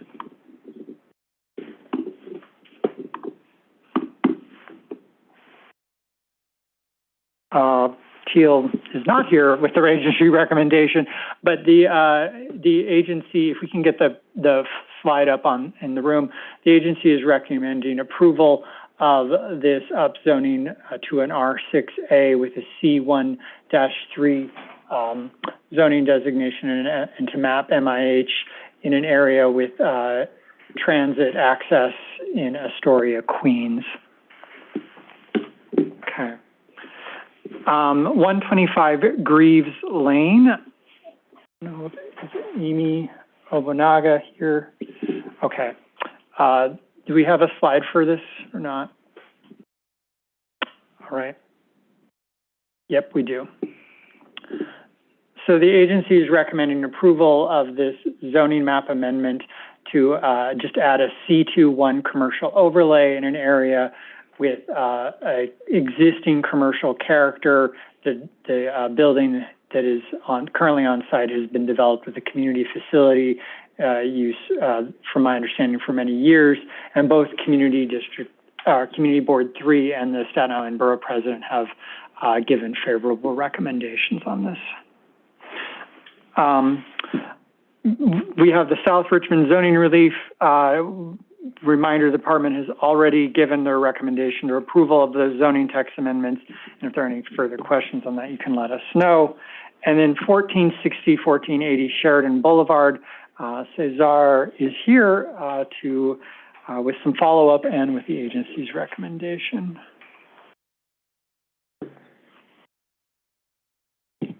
Good afternoon, Commissioners. This is a brief presentation about responses provided by the applicant to the concerns raised during the public hearing of the 1460 and 1480 Sheridan Boulevard rezoning on July 12th. Next slide. Just as a quick reminder, Simon Companies is requesting a zoning map and text amendment to create a new mandatory inclusionary housing area to facilitate the development of 3 new 24-story buildings with approximately 970 housing units intended to be income restricted, retail spaces, and the waterfront public access area on 1460 and 1480 Sheridan Boulevard in the East Crotona Park neighborhood, Community District 9 at the Bronx. Next slide. A letter with the full responses was provided by the applicant, and it was sent to you as part of the briefing package prior to this presentation, so I will proceed to read a summary of the responses. Number 1, regarding maintenance of the public open spaces. The waterfront public access areas on the proposed development sites will be constructed, operated, and maintained by the applicant. Upon final approval of the WPAA certifications, a restrictive declaration will be recorded against the proposed development sites, which will lay out the applicant's obligations. On parking within the development and parking concerns, the applicant responds that they are not responsible for enforcement of parking regulations around the development sites. The proposed development is within a designated transit zone, and combined with the proposed 100% affordable housing, parking is not required. Nevertheless, the proposed development provides 100 parking spaces, which is in accordance to the commitment to Community Board 9. They will be managed by either the applicant or a reputable operator to minimize costs to the residents. Next slide. Regarding fresh food stores and community space, the applicant has committed to working with the community on what community-based commercial uses would be best to support the neighborhood. Though the size of the commercial space may not permit a grocery store, the applicant will use reasonable efforts to have fresh foods located within the proposed development. On shadow study, the draft environmental impact statement analyzed shadows. The DEIS concluded that the incremental shadows on the Bronx River will not rise to the level of a significant adverse impact. As an additional comment to that response, it is important to clarify that the DEIS did not identify any natural resources impacts due to the incremental shadows. As discussed in the DEIS Chapter 10, Natural Resources, the proposed development would incorporate restoration measures to lessen the effects of incremental shadows on natural resources and the Bronx River adjacent to the project site, while improving other important ecosystems functions nearby. These commitments would be considered project components related to the environment, and they will be memorialized in a restrictive declaration tied to the project development sites. Next slide. Regarding affordability levels, the applicant is proposing HPD's mix and match program for the development. The applicant believes that the affordability levels in the mix and match program are appropriate and will be quickly tenanted by local residents of the Bronx. And on environmental upgrades related to runoff to the Bronx River, with the proposed development, impervious surfaces would decrease and new pervious surfaces will be introduced. Approximately 23% of the proposed development sites will be developed with grass, plantings, and softscape as required by waterfront zoning and the Department of Environmental Protection's Unified Stormwater Rule established in 2022. Under the proposed design and regulations, stormwater runoff will decrease and the water quality of the stormwater runoff that is being discharged into the Bronx River will be improved. Before concluding, I would like to let the Commission know that we are aiming to come back to a review session with staff recommendations on August 7th. Thank you very much. Great, thank you very much. Any questions here? Commissioner Marin? Cesar, thank you for the recap. On number 4, point number 4, you talked about restoration measures. Have they defined what those restoration measures are going to be? They are still being refined with the Environmental Review Division, and yeah, we can get back to you with a more detailed response on that. And then the concerns about view corridors, design, 3-bedroom, 4 bedrooms, have they responded to any of those? They haven't responded further to that, but I can ask and get back to you. I would appreciate you providing them. Thank you. Mr. Osorio? Thanks for the update. Quick question. Has there been any response to the connection with Starlight Park and sort of like the use of the lot that is currently or that is connected to the upland connector that is supposed to be the upland connector? Yes, they have been in coordination with parks to make sure that that site that they are using will remain complying with the space that parks needs for the maintenance, and they are providing a connection. Yeah, I can ask also if there is any update on the design of it. Yeah, thank you. But I'm aware that there is coordination ongoing. And alongside what Commissioner Medina just said, have they refined or defined actually how any other sustainability measurements on the building would be in terms of rooftops, clean energy, anything on that regard? They have talked about green roofs, but I can ask them for specifics on what measures they will incorporate in the architecture, and I can get back to you on that. And in terms of the deep affordability, it sounds like there's you responded in point 1 or 2, I think, on the mix and match. But is there anything else that they've discussed in terms of the concerns around the deep affordability?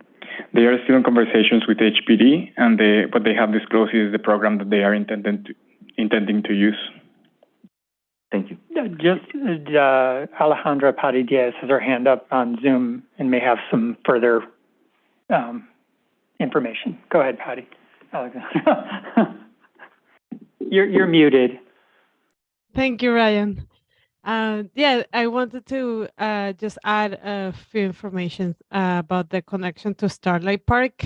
The connection that the applicant is working with the Department of Parks and Recreation will happen in a portion of the park, the one that you're calling that lot, that is part of the park and is used as back of house, including the ramp that helps the lodging, especially for emergencies. So part of the work that the applicant and DPR and other advocates are doing in terms of design is kind of like determining with the architect how much of the back of house DPR can give towards making that a proper connection between the WPAA and and the park itself. So I just wanted to clarify some of the terminology and uses, so it's clear the intent of the design.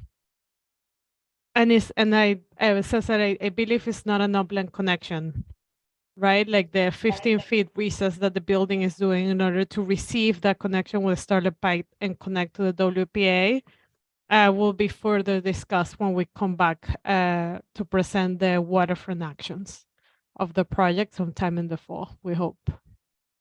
Thanks so much for that clarification, and anything that you can share with us in terms of where that conversation has would be so useful. Thank you.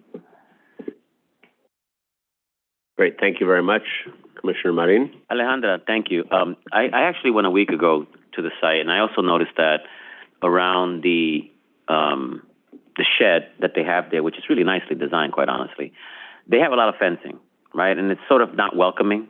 Once this development goes up, you're going to have these two sheds and all this fencing around it. It doesn't appear to be welcoming whatsoever. Can DEP take a look at maybe sort of calming that space down a bit, or integrating a little bit further into the development, because those fences are high. Maybe they could drop them, I'm not sure. But it's just not welcoming. And once this, again, I repeat, once the development is up, the sheds are just going to stand out as they look like they're Fort Knox, quite honestly. For sure, we will rely to the applicant on DPR. Thank you. Thank you, Commissioner. Okay, thank you. Thank you very much. Ryan, anything left on today's agenda? No further items on the agenda today. Okay, with that, thanks very much to the staff of the department for all their hard work. Commissioners, thank you for your attention. We will pick this back up for our public hearing Wednesday morning at 10 o'clock. With that, we're adjourned. Thank you.